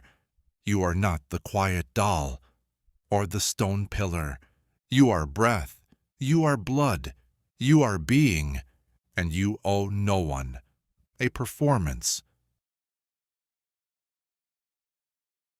Fear is not loud at first. It doesn't shout. It suggests. It shows you all the ways things might fall apart. If you speak, if you leap, if you live too fully. Fear teaches early, not through punishment, but through prevention. It tightens your grip before you even know you're holding on. It whispers, "That's too far. That's too soon. That's too much. That's not for you." And because it speaks in the language of care, you listen. You call it instinct. You call it prudence. You call it being wise. But often it's just the memory of what once hurt, disguised as foresight. You avoid. You postpone. You prepare endlessly. You become an expert at rehearsing a life. You're too afraid to begin. And the longer you listen, the more persuasive fear becomes. Because fear doesn't argue, it shows you evidence. Every rejection becomes a prophecy fulfilled. Every loss becomes confirmation. Every silence, a signal. See, I was right to stay small. And so you do. You shrink in advance. You lower your expectations. You sabotage joy before it can leave you. Not because you want to suffer, but because it feels safer to disappoint yourself than to be surprised by pain again. You convince yourself that numb is mature, that avoidance is intelligence, that detachment is freedom. But what if fear's safety is actually a cage? What if comfort is just the absence of risk, not the presence of peace? You begin to notice fear always arrives dressed in logic. It never says, "Don't grow." It says, "Be careful." It says, "Just wait a little longer." It says, "Only when you're ready." But you are never fully ready. And fear is never fully gone, because fear doesn't want you to fail. It wants you to freeze. It wants you to choose the known, even if the known is breaking you. It wants you to stay where your patterns are predictable, where your movements are manageable, where your risk is minimal. It wants you to stay alive, not awake, and that's the difference. Fear confuses survival with truth, but truth is rarely safe. It breaks things, it shakes things. It leads you into rooms where you don't know the exits. But that's where real life happens, in the places fear tells you to avoid, because the miracle you're waiting for won't knock on a door you never open. The version of you you're longing to meet won't live inside your current comfort. The love you want, the art, the voice, the depth, they all require risk, and risk requires disobedience. To fear's quiet rule, only live as far as you can predict the outcome, so you begin to rebel, not recklessly, but deliberately. You start by doing small things that fear said you couldn't. You speak when your voice trembles. You rest when the world demands more. You ask for what you need without apologizing, and you watch as the ceiling fear built begins to crack. You learn that discomfort is not always danger, that trembling is not always a stop sign, that uncertainty is not always a threat. You begin to differentiate between fear that protects and fear that imprisons. One is a gut instinct that screams when something is truly wrong. The other is inherited panic, passed down like folklore, a cautionary tale told in your mother's worry, your father's silence, your teacher's disappointment. You don't blame them. They were taught the same myth. Stay safe, stay small, stay sure. But you are unlearning. You begin to thank fear, not for its truth, but for its effort. You say, "Thank you for wanting to keep me safe, but I'm choosing to grow now." And fear doesn't vanish. It never truly does, but it begins to sit quieter in the passenger seat when it knows it's no longer driving, because growth doesn't require fear to leave. It requires you to walk anyway, to tremble and move, to leap and doubt, to stretch and cry, to live out loud, even with the ghost of fear watching. Eventually, you learn that fear is not your enemy. It is just your history, asking not to be repeated, but you are not here to repeat. You are here to rewrite, to walk new ground, to speak in new tones, to be the first in your lineage, to trust movement over mastery. And when fear rises again, because it will, you will not mistake it for prophecy. You will hold it gently. You will nod and say, "I see you, but I am going anyway." And that, quietly, without applause, is what courage really is. Not the absence of fear, but the refusal to obey it. But even when you stop obeying fear, you still carry its language in your bones. It lives in how your shoulders tighten when the room goes quiet, in how you brace for loss whenever something beautiful begins, in how you lower your voice just before saying something true. Fear doesn't leave with the mind. It lingers in the nervous system. It echoes in the body. And so your work becomes gentler now. Not to silence fear, but to soften your relationship with it. You stop trying to be fearless. You start learning how to move with fear instead of under it. You begin to feel fear rising, and instead of flinching, You breathe. You listen. You ask, what are you trying to protect me from? And is that still necessary? Sometimes the answer is yes. Sometimes fear still sees something you don't. But often it's guarding an old door in a house you no longer live in. You realize fear isn't the enemy of freedom, it's just afraid of the cost. So you teach it. Patiently, repeatedly, you show it. That rest is not laziness, that joy is not a trap, that solitude is not exile, that expression is not a threat. You walk slowly, but you walk. And with each step, fear changes shape. It becomes caution, then intuition, then clarity. And eventually, it becomes quiet. Not because it has nothing to say, but because it finally trusts that you are listening and still choosing to move. You will never be completely fearless, but you no longer need to be. You are no longer waiting for fear to leave before you begin your life. Because life doesn't wait, and neither will you. Somewhere along the way, you learned that pain was proof. Proof you were working hard, proof you were evolving, proof you were good enough to endure it.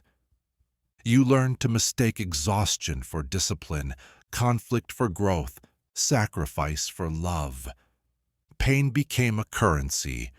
You spent it to earn approval. You wore it like a badge. You offered it up like penance. The story was everywhere. No pain, no gain. Push through. Toughen up. Hurt now. Heal later. If it's uncomfortable, it must be working. And so you obeyed. You stayed in the job that drained you. You clung to the relationship that kept you small. You sat in the discomfort, thinking if you just held still long enough, something holy would emerge. You endured. You called it resilience. You called it character. But often it was just coping. You internalized the idea. That pain was not just part of the path. It was the path. You forgot there were other ways to learn. That insight could come gently. That transformation could begin with joy. That becoming does not always require breaking. But the myth was persistent. So you endured longer than you should have. You bled into spaces that never deserved your injury. You waited for pain to reward you with clarity. And when it didn't, you assumed you hadn't hurt enough. This is how pain becomes a prison, not because it isn't real, but because it's mistaken for sacred. Pain is real, but it is not always wise. It is not always leading somewhere. Sometimes pain is just pain, a wound, not a window, a warning, not a teacher. You begin to ask, what if this isn't a lesson? What if this isn't progress? What if this is just suffering, masquerading as growth? You begin to question the places that taught you. To earn your worth through depletion, you begin to notice how often progress was just survival with better branding. You start to see the lie that you must be broken to be transformed. But you are not a project. You are a person, and people do not need to be shattered. To be made new, you begin to separate pain from purpose. You start to unlearn the glory of gritting your teeth. You stop romanticizing the ache. You stop offering your suffering as proof that you are trying hard enough. And in the quiet that follows, you ask the questions. Pain was too loud to let you hear. What if growth could be guided by pleasure? What if change didn't require collapse? What if healing wasn't something you earned, but something you allowed? You start listening to softness, to rest, to to boredom, to the voice that doesn't shout, but waits patiently for you to slow down. You begin to trust comfort, not as weakness, but as intelligence. You realize that peace is not stagnation, it's integration. It's knowing when to stop digging. It's knowing when you've gone deep enough.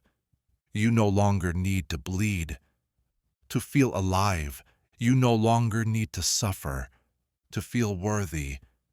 And when pain does arrive, because it still will, you meet it with gentleness. You stop asking what it's trying to teach you.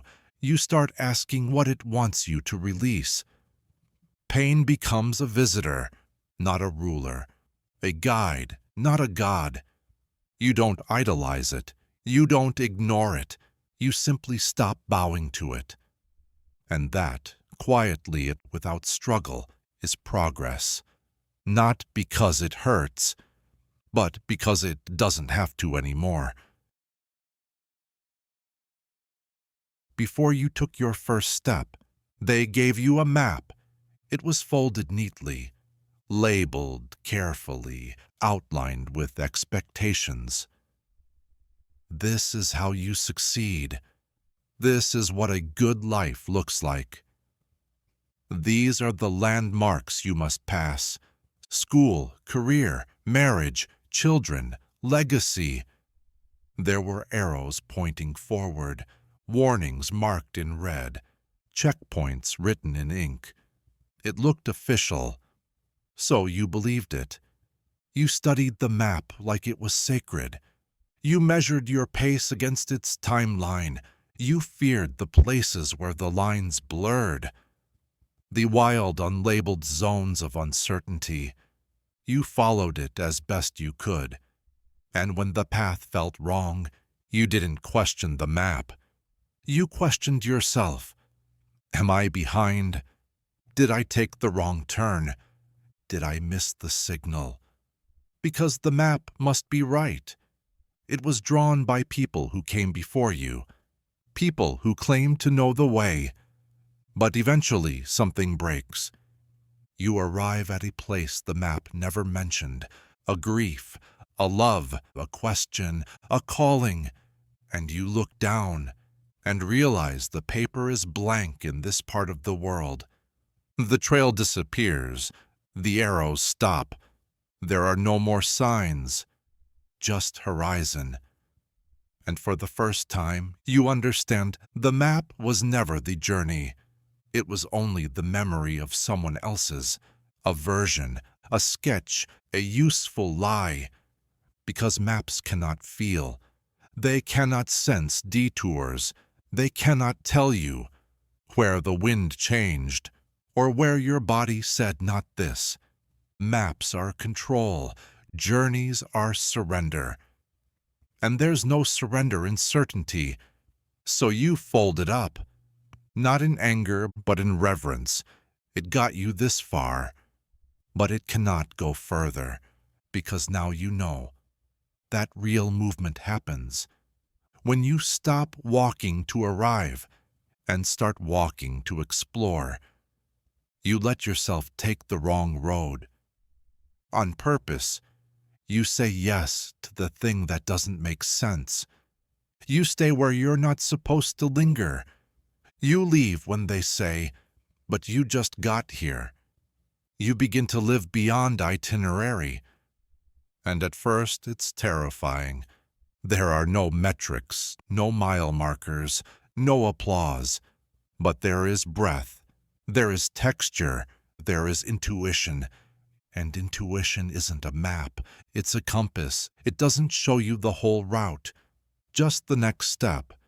You start asking, what direction feels like truth? What path tastes like freedom? You stop asking for guarantees. You start listening for resonance. You begin to notice that some of your most beautiful moments were never planned. They happened in the margins, in the detours, in the pauses that looked like mistakes. You realized the point was never to reach the end. The point was to keep arriving, to keep choosing, to keep changing. You are not here to complete the route. You are here to walk it. Awake, and when others offer you maps, when they say, do it this way, or you should be there by now, you smile, not out of rebellion, but out of understanding. You know something now. Every soul has a different terrain, and yours was never meant to be traced. It was meant to be discovered. So you walk, not because you know where you're going, but because going is what you're here for. And in every unmarked path, every unplanned moment, you are not lost. You are found. But even as you begin to trust your own steps, the map calls back. It calls in the voice of comparison, in the successes of others, in the milestones they celebrate. Marriage, promotion, stability, acclaim, it whispers, see, they followed the route. Look how far behind you are. And for a moment you forget. You forget that you chose your own terrain, that you stepped off the road, because the road was killing something inside you. You wonder if you made a mistake, if wandering was just avoidance, if freedom is just failure with prettier words. But then you remember, the destination was never the point. It was never about getting there. It was about being here, here where your breath returns, here where your rhythm sets the pace, here where you feel your own pulse, instead of racing towards someone else's timeline. You begin to notice the world differently. You see beauty in the things you once rushed past. You measure time in depth, not speed. You realize that presence is the one direction worth following. And so you walk slower. You trust longer. You stop asking the world to confirm you're on the right path. Because there is no right path. Only alignment, only clarity, only resonance. And these things live, not in the paper trail, but in the body. You learn to check in. Instead of checking off, you let joy be your signal. You let fatigue be your boundary. You let intuition interrupt your plan. You let life happen without turning it into a project. Because the map may offer safety, but it can never offer arrival. Only you can do that. When you decide that this step right now is enough, that you do not need to be further ahead, to be whole, that you do not need to be certain, to be grounded, that you do not need to know, to continue.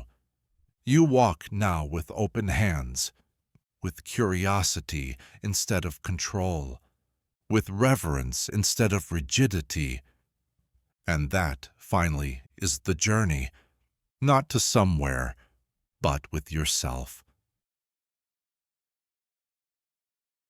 There was a moment, quiet, unmarked, when you learned that your worth was measured in what you could make, not who you were, not how you felt, not the depth of your presence, but what you could build, what you could prove, what you could provide.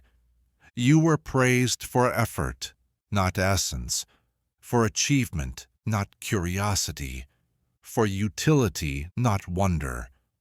You were taught that rest is only earned, that doing nothing means being nothing. And so you began the performance. You woke early, you stayed busy. You apologized for your slowness. You smiled when praised for your output, even when it came at the cost of your spirit. Productivity became morality, and idleness became shame. Even joy had to be justifiable. Even leisure had to have a goal. Even healing became a checklist. You wore your exhaustion like a badge. You turned your burnout into a resume. You began to introduce yourself by what you do, as if your title carried more truth than your tenderness, as if your deliverables could describe your dreams. You measured your day in what got done. You measured your year in what you accomplished. You measured yourself against standards written by machines but obeyed by humans desperate to feel enough. And every time you paused, you felt the itch, the guilt, the suspicion that you were falling behind. Behind what? Behind whom? There was no finish line, no one keeping score, but you'd been trained to chase. Chase success, chase progress, chase relevance. Because stillness was dangerous, stillness made you feel the ache of all you abandoned. In order to become impressive, you began to forget how to play, how to listen, how to exist without optimizing the moment. You forgot how to be without producing something in return. But eventually the system cracks, the goalposts move, the metrics shift, the applause quiets, and you are left with yourself, not your output, not your resume, not your bank account, just your being. And you ask, what remains? When I stop proving, you look inward and find not laziness, but longing, not emptiness, but stillness, not weakness, but weariness. You begin to see that your worth was never meant to be quantified. You were not born to be efficient. You were born to be whole. So you begin the slow rebellion. You rest without earning it. You sit in silence without producing insight. You stop narrating your value. In bullet points, you listen for a different rhythm, one that moves slower than the marketplace, one that doesn't spike when you're praised and crash when you're forgotten. You begin to trust that presence is enough. You begin to reclaim time, not as a container for work, but as a space for living. You do things without monetizing them. You create without a content plan. You spend entire days not producing anything. You can point to dash and still feel real. You start asking new questions, not what did I accomplish today, but what did I feel? What did I learn? What did I notice? Not am I being productive, but am I being honest? Am I being kind? Am I being? And in those questions, your value begins to shift. It no longer lives in the spreadsheet. It no longer requires validation. It lives in your relationships, in your curiosity, in the way you notice beauty and let it touch you. It lives in how you listen, how you rest, how you show up when no one is watching. Because value is not a number. It's not a deliverable. It's not a product. It's a presence. And your presence cannot be earned. It can only be remembered. You were always enough, even when you were idle, even when you were broken, even when you did nothing. You do not need to justify your breath.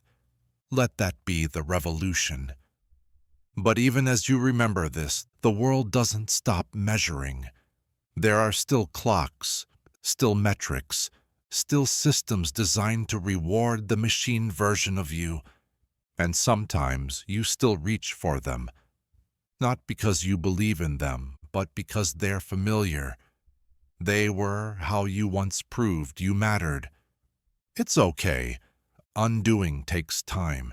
You begin to catch yourself. You feel the urge to explain your rest. And you pause. You hear yourself apologizing for not responding fast enough. And you breathe. You see the empty calendar, and you don't rush to fill it. This is the work now, not productivity, but presence. You learn to move from fullness, not fear, from meaning, not momentum. You start to live in days, not deadlines. You begin to understand that slowness is not failure, it is depth. You speak less, but say more. You move less, but notice more. You do less, but feel more. And that is not regression, it is return. You are not falling behind. You are falling inward, into yourself, into stillness, into value that can never be lost, because it was never something to be earned. You begin to sense that your worth has weight even in silence, especially in silence. You are not here to be efficient. You are here to be awake, and your life was never a performance. It is a presence. You are allowed to exist. Even when you are still, you are allowed to be loved. Even when you produce nothing, you are allowed to take up space. Just by breathing, you are allowed. Before you knew how to speak, you were taught who not to speak to. Stranger danger. Keep your distance. Don't talk to people you don't know. Don't look them in the eyes. Don't let them in. The message was clear. The unfamiliar is unsafe. Difference is a threat. Closeness must be earned, and even then only cautiously. And so the world began to divide itself into categories: safe/unsafe, us/them, familiar, foreign, known/other. The stranger became a shadow, not a person, but a projection, of fear, of harm, of everything you were taught to avoid. Even when the stranger smiled, even when they offered help, even when they did nothing at all, because the rule was already in place: do not trust what doesn't mirror you. And so trust was only given to those who looked like you, spoke like you, believed like you, voted like you, prayed like you. Sameness became the shortcut to safety, and anything else was treated with suspicion. You told yourself it was logic, caution, realism, but often it was fear, inherited, rehearsed, disguised as common sense. And slowly, without meaning to, you began to live in a smaller and smaller world, a world filled only with reflections, a world where the unfamiliar was always unwelcome, a world where trust had to be earned 1,000 times, but suspicion needed no proof, and yet strangers kept appearing, on trains, in cafes, in passing glances that softened something inside you, in gestures so kind. They startled the part of you that still braced for harm. You begin to notice the world is not only made of danger, it is also made of softness you were never taught to expect. You begin to question, what if stranger was a role, not a reality? What if mistrust isn't wisdom, but habit? You realize that the stranger is not a person, but a distance we uphold. By refusing to wonder what lives inside someone we've not yet understood. And you start to wonder, how many miracles have I missed because I assumed protection required a wall? You begin to see that trust does not mean naivety. It means choosing curiosity over assumption, openness over defense. You begin to trust yourself enough to soften around others. You start asking, what if I don't need to be protected from people? What if I need to be protected from the fear that taught me to stay closed? Because fear will always offer safety in exchange for separation. But separation costs more than it protects. It costs connection, discovery, wonder, the chance to be moved by someone you never saw coming. The stranger is not always danger. Sometimes the stranger is the only one who sees you clearly, because they're not looking through the filter of who they think you are. Sometimes it's the stranger who reminds you that kindness is still real, not because they had to, but because they could. And in that moment, you remember, trust does not have to be earned. Sometimes it can simply be offered, not recklessly, but bravely. You begin to trust that you will know who to open to, that you can listen to your intuition without needing it to be suspicion, that caution can be quiet without being closed. You are allowed to be open and safe.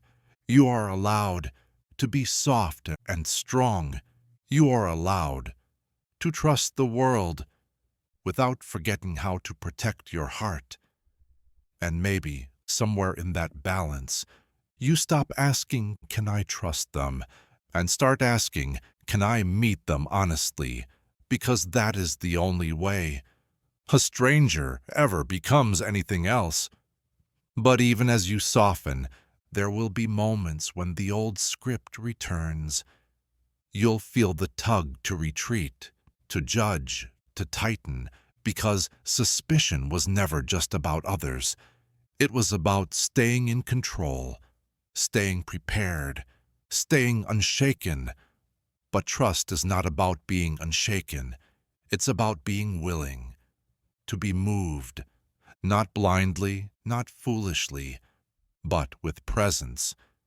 You begin to notice the strangers you feared were often the ones who saw you, when those closest didn't, the ones who sat next to you in silence and made it feel like company, the ones who asked a question you weren't expecting and waited for the real answer. You begin to understand strangers don't threaten belonging, they expand it. Because belonging that depends on sameness is not belonging. It is agreement, it is obedience. Real belonging includes the unknown, the difference, the unfamiliar voice that doesn't sound like yours, but still says something true. You realize the world isn't split into safe and unsafe. It's held together by people willing to risk, seeing one another. So you begin to risk. You offer kindness first. You ask questions without armor. You sit next to someone without expecting to explain yourself. And sometimes nothing comes of it. Sometimes it's just a glance, a nod, a shared silence. But even silence can be a bridge. Because the moment you stop categorizing, you begin connecting. Not always in words, not always in story, but in presence. And that is trust. Not the promise that you won't be hurt, but the faith that you can meet the world without disappearing inside your defenses. You no longer need to scan every face for signs of danger. You begin to scan for signs of life, and what you find is what was always there. Other hearts beating just like yours, hoping they're allowed to be seen. You were told that history is a record, a ledger, a chain of facts strung together to form truth. Names, dates, battles, treaties, borders, a timeline, linear, objective, complete. But history isn't written with permanence. It's written with ink that fades, with margins that shrink, with edits made quietly, in rooms you will never enter. History is not memory, it is curation. a story told by those who had the pen. And the pen is not neutral. It follows the hand that holds it, and the hand follows power. So what you learned was not the whole. It was the version that fit. You read what was included. You believed what was legible. You memorized what was repeated. But the repetition made it feel inevitable, as if this is how it had to be, as if there was no other version. But the one you were given, you weren't shown what was erased, the revolutions that failed, the uprisings that were unnamed, the names that were misspelled, then omitted altogether. You weren't taught the silences, but they were everywhere, in the spaces where stories should have lived, in the lines between facts that didn't align, in the heavy pause after certain questions. And so you grew up thinking truth was a matter of documentation, that what was written was what was real, that what wasn't written didn't happen. But silence is not absence, erasure is not proof, and power has always known how to hide its fingerprints. So you begin to look again.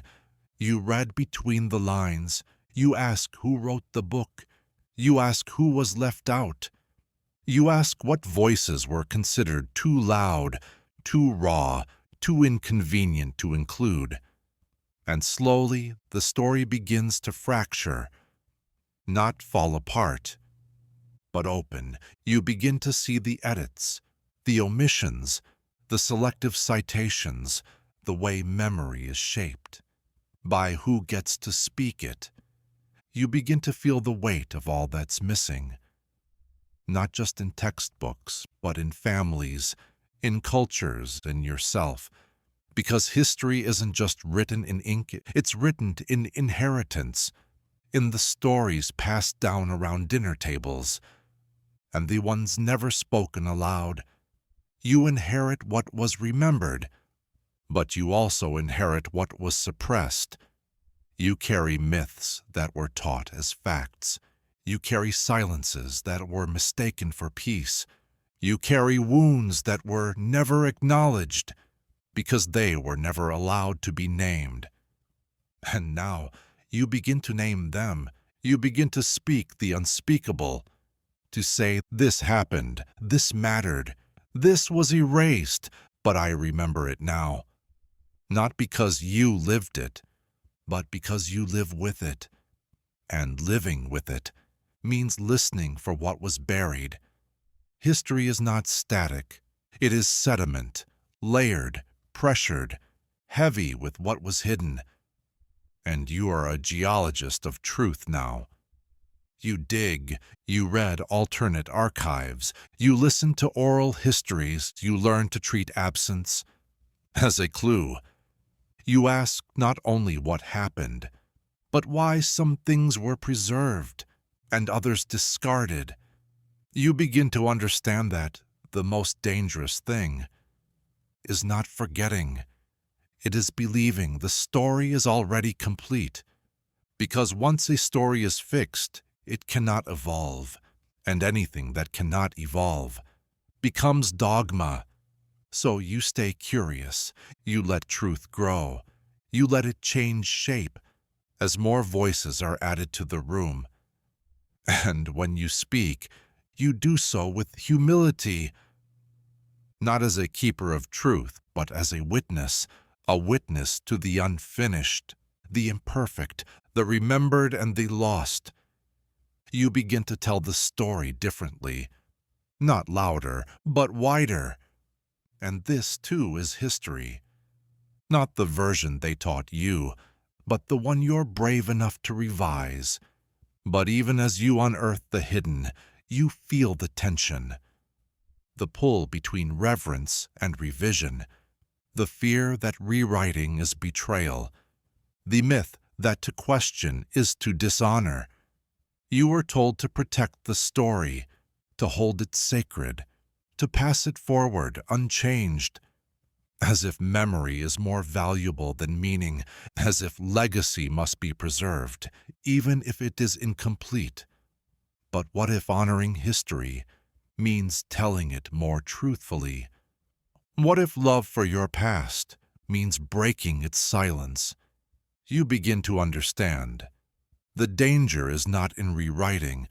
The danger is in pretending it doesn't need to be rewritten.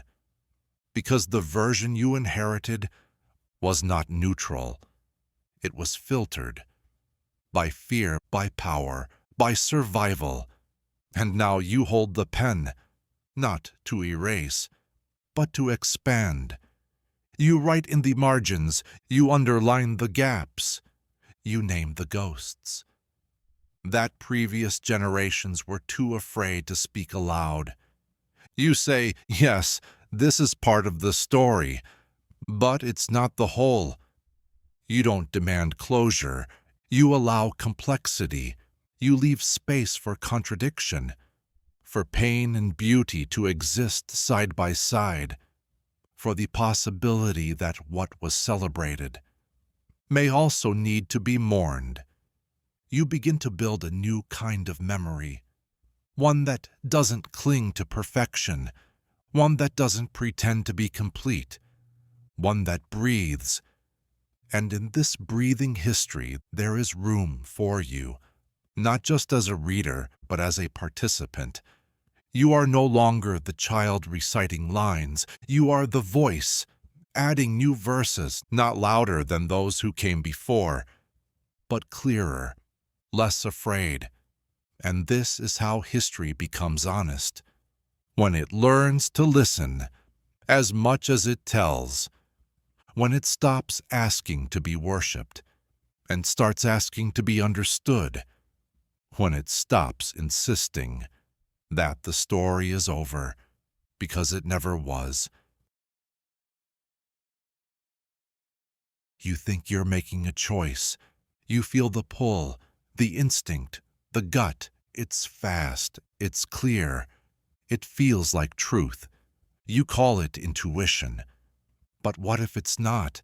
What if it's just memory, masquerading as knowing? What if what you feel is instinct, is the echo of something you were taught so early, so often, so quietly that you forgot it was taught at all? Not a message from your soul, but a script burned into your nervous system, not a whisper from within, but an inheritance. You say, this just feels right. But perhaps what feels right is only what feels familiar, and perhaps what feels familiar is only what feels safe, and perhaps what feels safe is only what you've survived before.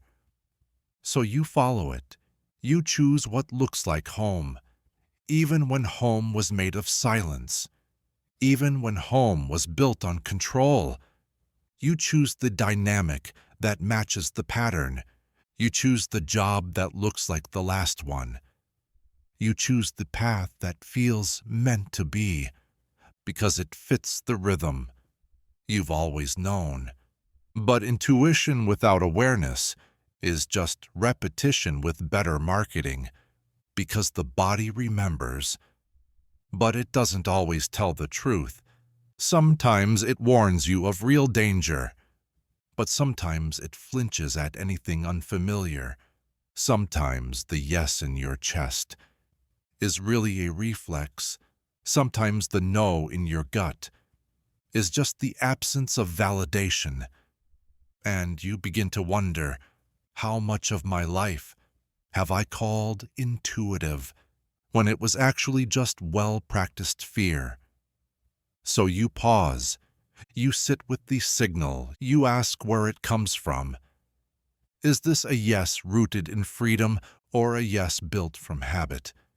Is this a no that protects me or a no that keeps me from expanding? You begin to notice your preferences have patterns, your instincts have blueprints, and they were drawn by everyone who came before you. Parents, caretakers, first loves, first losses, You start to unlearn, not to distrust yourself, but to know which parts of you are you and which are echoes. You relearn how to listen, not just for speed, but for substance, not just for what feels strong, but what feels real. You start to notice the quiet voice beneath the loud one, the one that doesn't scream, "Go back," but gently asks, "What would happen if you stayed?" You stop needing all instincts to be correct. You begin letting them be clues, not commandments, not fate, just fragments. You learn to hold your gut feeling next to your growing awareness, and you let them speak. To each other, you create space for your intuition to evolve, not react. You ask yourself, what does it feel like to choose something unfamiliar and still survive?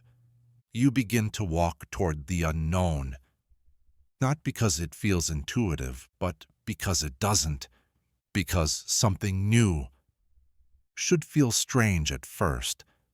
Otherwise, it's not new. It's just another version of the old. And this becomes your new compass, not what feels safest, but what feels alive, not what feels certain, but what feels honest. Even when your body bristles, even when your mind whispers, this doesn't feel like you, because sometimes what doesn't feel like you is just the version of you haven't met yet. But even when you understand it, even when you see that your intuition was built from a pattern, you still feel it tug because the body doesn't forget overnight. It doesn't stop signaling. Just because the mind has new language. And so you learn to move slowly. You take your time. With your yes, you sit longer. With your number, you practice hearing what lives underneath the reflex. You ask, is this my desire, or is it their voice dressed as mine? You learn that freedom doesn't always feel free at first. Sometimes it feels like disorientation, like standing in a room without mirrors, like walking without footsteps to follow. But eventually something new arises, not faster, but truer, a sense that doesn't just echo your past. It invites your future. Not a reflex, not a rule, a resonance, a quiet alignment. That doesn't need to convince you. And when it comes, you'll know. Not because it's familiar, but because it's clear. Because it doesn't grip, it opens. Because it doesn't insist, it invites. Because it doesn't perform certainty, it allows presence. You'll feel it, not as a push, but as a permission. And you'll follow. Not because you're afraid to miss something, but because it's yours to meet. That is intuition, not the voice of your programming, but the voice that returns. Once programming is released, not a reflex born of repetition, but a knowing that blooms. Once you've stopped calling every echo the truth, not instinct as defense, but instinct as reunion, a coming home to the part of you that doesn't need to rehearse what it already remembers. You were taught to give before you knew how to ask, before you knew what you needed, before you were allowed to want. Give your time, give your energy, give your best. Give until there's nothing left. And then give that too. You were told this was noble, that to empty yourself was evidence of your worth, that to go without meant someone else got to have. And that was the point.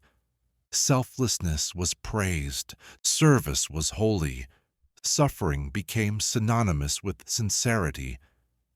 And so you learned to sacrifice. You gave your sleep for their comfort. You gave your voice for their approval. You gave your dreams for their expectations. You gave your body for their silence. You gave until the only thing left was the giving itself. And they called you good, but you didn't feel good. You felt tired. You felt invisible. You felt hollow. You smiled anyway. Because good people smile, even when they're vanishing. You didn't question it, because sacrifice was the highest virtue, and questioning a virtue felt like becoming selfish. So you continued, not because it felt right, but because it felt expected. You normalized the burn. You decorated the emptiness. You made a home out of depletion. You wore your suffering like a badge. Look how strong. Look how generous. Look how willing I am to disappear for love. But deep beneath the performance, something else stirred. A small voice, almost impolite, that whispered, "Is this goodness or is this obedience?" You ignored it, at first. Then one day, you couldn't. The giving didn't feel like offering. It felt like erasure. The sacrifice didn't feel sacred. It felt expected, required, demanded. And you realized you were not chosen because you were kind. You were chosen because you wouldn't say no. You were not loved for your essence. You were depended on for your absence. That was the day the story cracked. You asked yourself, what if sacrifice is not the shape of goodness, but the shadow of a wound? What if you learned to disappear? Because someone taught you that your presence was too much? What if the gold stars were rewards for your silence? What if your value was never supposed to be proven by your willingness to bleed? So you begin to unlearn. You begin to say no. You begin to rest. You begin to keep more of yourself for yourself. And it feels wrong, not because it is, but because you were trained to feel guilty for being whole. People will notice. They will call it selfish. They will say you've changed. They're right. You have. You're no longer a shape that fits into every request. You're no longer a well that never runs dry. You're no longer a saint. You're just a person with boundaries, with needs, with enough self-respect to let your own name take up space in your mouth. And here's the quiet truth. You can still be kind. Without abandoning yourself, you can still give. Without disappearing. Not all goodness is sacrificial. Not all love requires a martyr. You learn that what is offered freely carries more grace than what is given out of pressure. You begin to love without leaking. You begin to help without hollowing. You begin to serve, not to be seen as good, but because you have something to share. And you do. You always did, even when you stopped believing it, even when they praised you for how much you could lose before you broke. But now you give differently, not to prove, not to earn, not to become lovable. You give because your cup is full, not because it's cracked. You are no longer a sacrifice. You are a choice. And the moment you chose yourself, not as a rebellion, but as a return, was the moment your goodness finally became real. You learn early what can be said and what must be swallowed. It's not written down. No one hands you a rule book, but you feel it in the pause after your question, in the way the room changes when you name what was supposed to remain unspoken. Truth makes people shift in their seats. You see it in school, when the right answer is welcome, but the real answer gets you a hallway pass. You see it at home, when naming the tension is more dangerous than living inside it. You see it in love, when honesty gets mistaken for cruelty, and silence is called kindness. You start to understand. Truth isn't always punished, but it is almost always managed, redirected, diluted, softened. So you adjust. You make your truth smaller, prettier, more acceptable. You sand down its edges until it fits neatly inside a smile, and they praise you. Not for your truth, but for your restraint. They call it grace. They call it maturity. But often it's just fear. Dressed in politeness, you learn how to say almost everything. But not that. Not the thing that would break the illusion. Not the thing that would require a shift. Because truth isn't just a fact, and it's a movement. And movement threatens what was meant to stay still. You are told to be honest, but only if it doesn't cost anyone their comfort. And so you carry truths, like contraband. You hide them in poems, in art, in sarcasm, in metaphors just obscure enough to pass inspection. But the weight doesn't leave, because truth has a presence. Even when unspoken, it thickens the air, it echoes between words, it waits, and eventually it demands to be heard. Not because it wants to disrupt, but because it was born for daylight. And so you begin to speak. At first in fragments, a phrase, a correction, a question that hovers just a little too long. You watch the reactions, the eyes that narrow, the nervous laughter, the way people love honesty, until it costs them their version of the story. But you keep speaking, because holding it in costs more. You realize truth doesn't always free you immediately. Sometimes it isolates you first. You lose things, opportunities, comfort, proximity.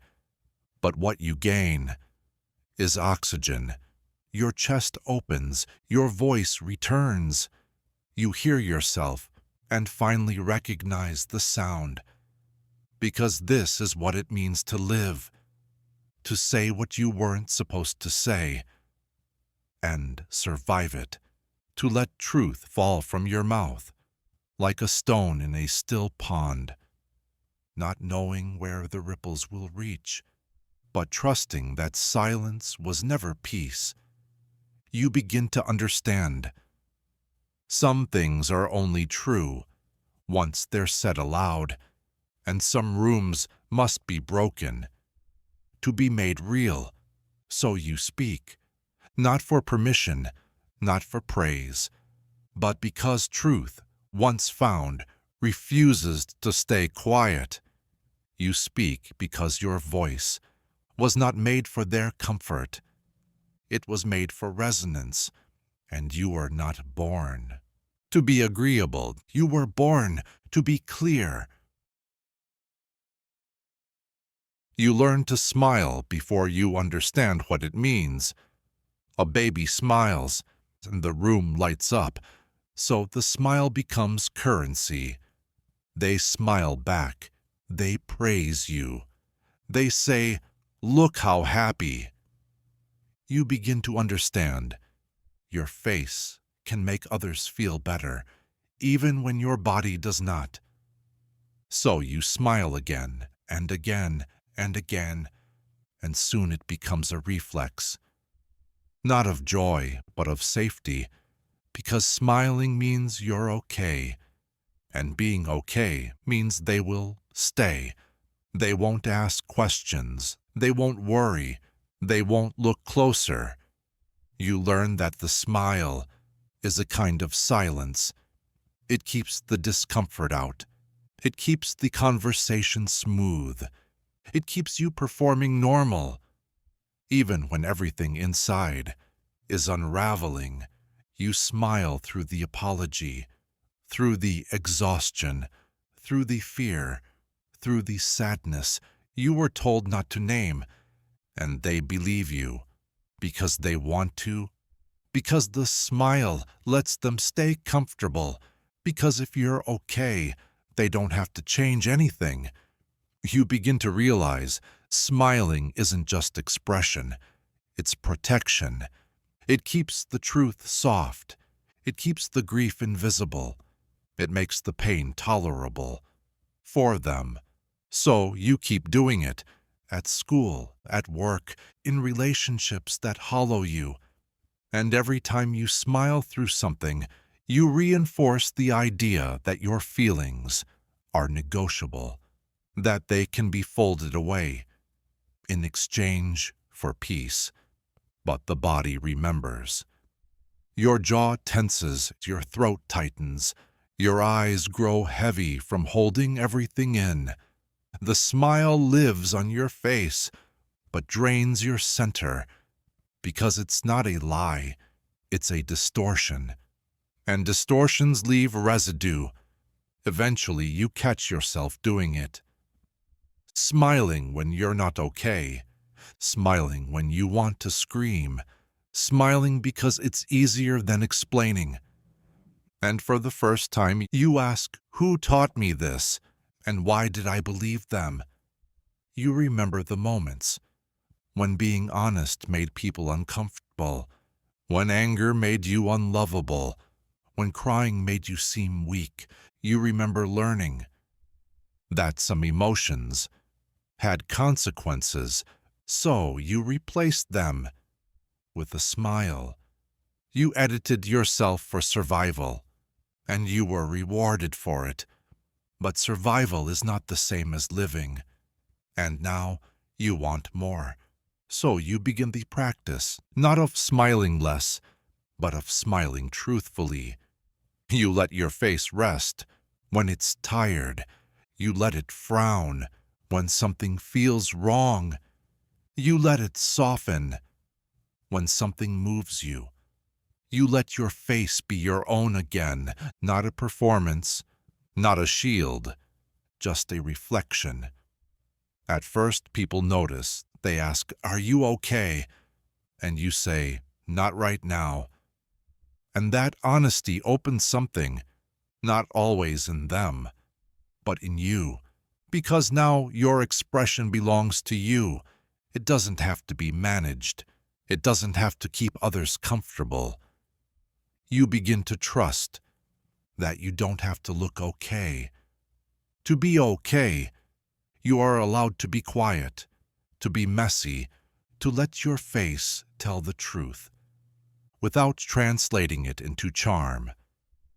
You are allowed to let your discomfort show, because discomfort is not danger, and being seen in your pain is not a problem to solve. It's a truth to hold. You stop smiling through things you should be walking away from. You stop smiling as apology, as delay, as disguise. You smile when something feels beautiful, not when something needs to be concealed. You laugh when you mean it, not when you're trying to end the moment faster. And slowly, the people who see you, really see you, stay. Not because you made yourself pleasant, but because you made yourself honest. And the rest, let them go. Let them find someone else to smile through it for them. You are done contorting, done performing, done packaging your pain as politeness. You are no longer a face made for someone else's comfort. You are a face that reflects what's real, and that, finally, is enough. They told you to listen, to wait your turn, to speak only when spoken to think before you talk. And at first it made sense. Listening matters. Thoughtfulness matters. But soon the silence stopped being choice and became expectation. You learned to hold your tongue, not out of wisdom, but out of fear. Not because you didn't have something to say, but because it was safer not to say it. They praised you for your composure, your discipline, your calm. You learned that being quiet earned trust. It meant you were mature. It meant you were well-behaved. So you began to equate stillness with strength. You learned to measure your words until there were none left. You learned to sit with discomfort and call it grace. And the silence grew inside you. At first it was elegant, then it was isolating, then it became a kind of forgetting. You forgot what your voice sounded like, without apology, without editing, without the echo of how others might receive it. Because silence, when practiced too long, becomes a muscle memory of disappearance, and the world mistook your quiet for balance. But inside you were full of noise, of things unsaid, of sentences swallowed mid-breath, of questions that hardened into resentment, because no one ever invited the truth to the table. You begin to ask, who decided silence was wisdom, and who benefited from my stillness? You remember the rooms, the ones where speaking up meant being labeled dramatic, or disruptive, or emotional, or difficult.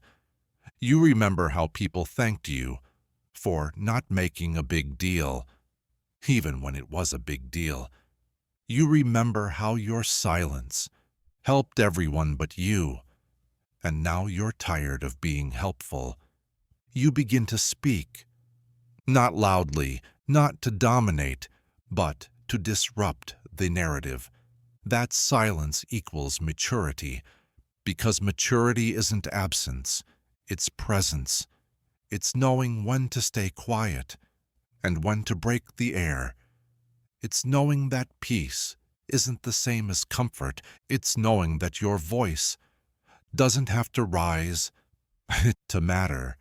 So you speak in full sentences with room for complexity, without translating yourself into simpler shapes. And yes, it shakes things, because your silence held up a system. It gave others room to avoid themselves. Now your voice returns that room to you. You begin to re-inhabit your thoughts. You stop rehearsing your lines before they leave your mouth. You say things mid-discovery. You let others see you, unpolished but real. You let your truth arrive in conversation instead of containment. And in that risk, you find something: relief. You realize that silence was never strength. It was a strategy. And you no longer need to strategize. Your existence. You can speak before you're sure. You can express without apology. You can ask without fearing you'll seem naive. You can say no without having to explain your history. And the more you do, the more you hear something unexpected: yourself. Not the filtered you, not the one who only speaks once it's perfect. The real voice, the one that knows, the one that questions, the one that cracks sometimes, and still says the thing anyway.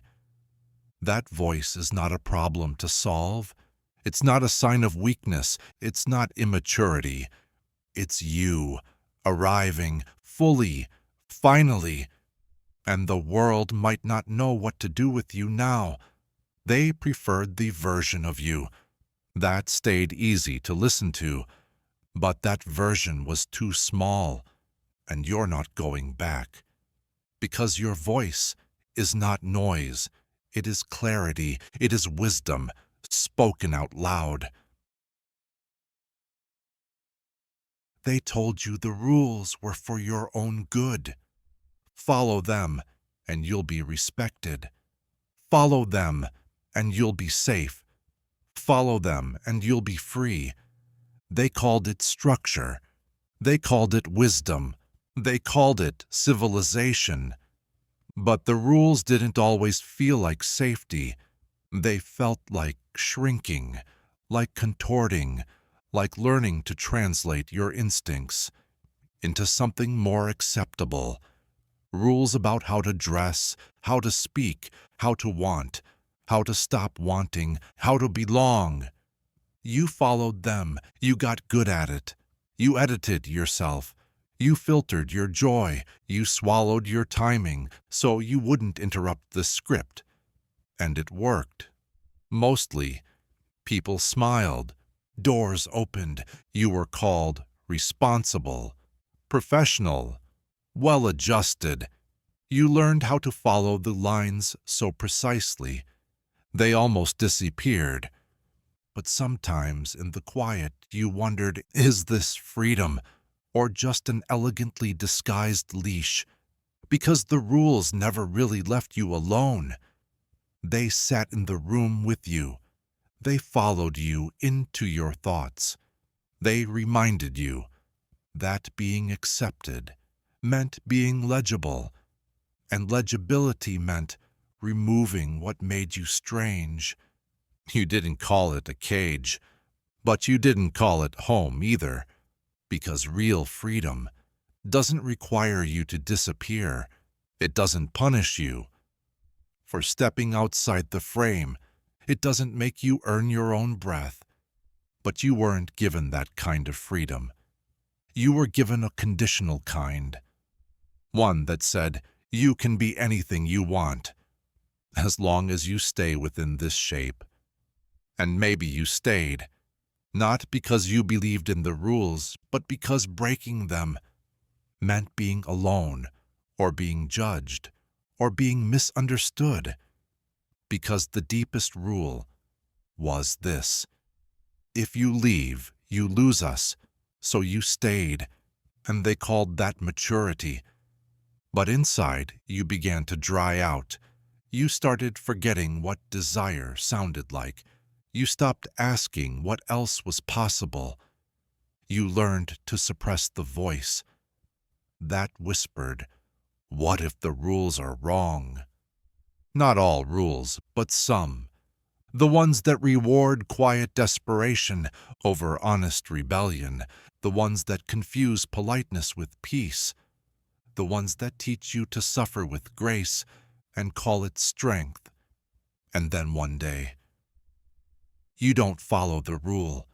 You say what wasn't allowed. You leave before it's time. You stop trying to be respectable. And everything shakes. The people who loved your obedience don't know what to do with your truth. Some leave, some warn you, some ask if you're okay. Because freedom at first looks like failure.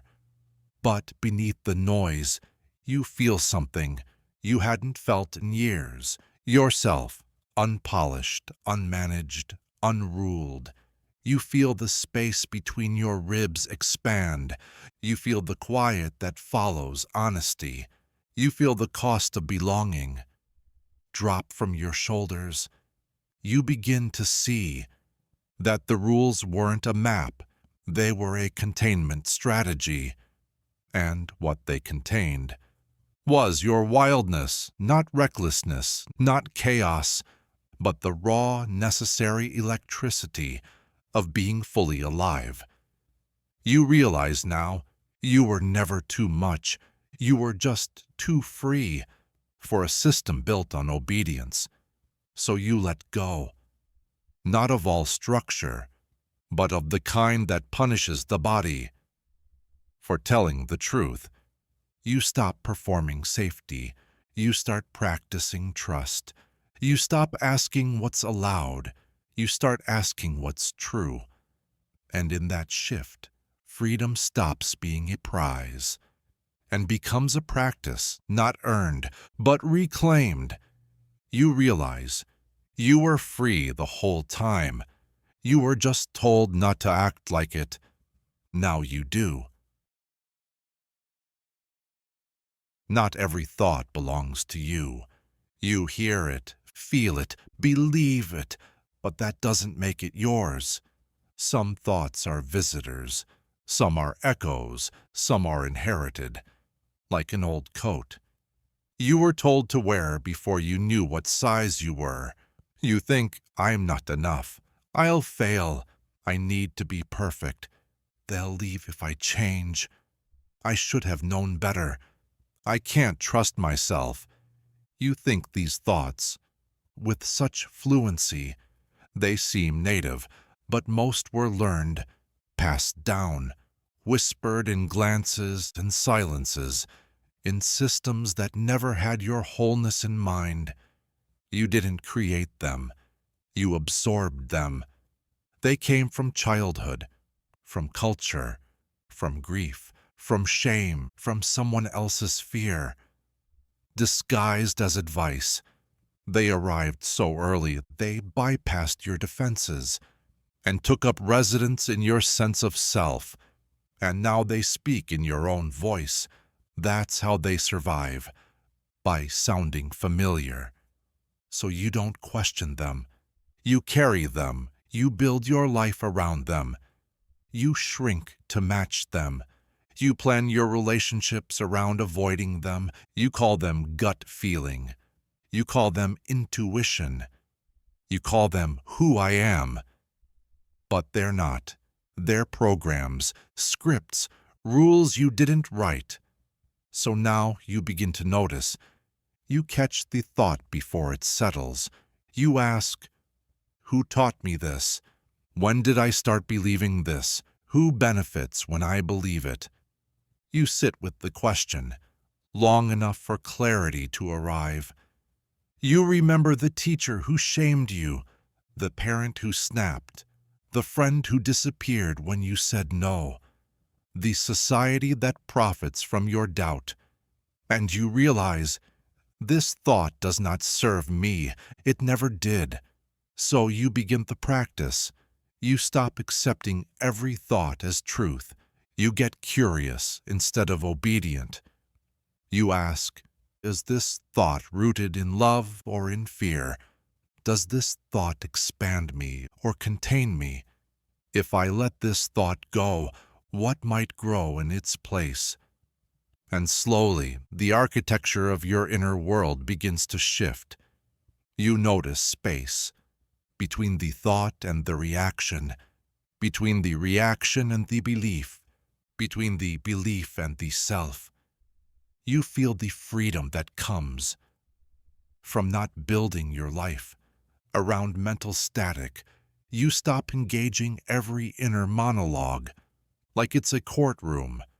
You learn to say, that's just a thought, and let it pass, not because it's wrong, but because it's not yours to carry anymore. You begin to declutter. You return the voices to their senders. This was my mother's scarcity.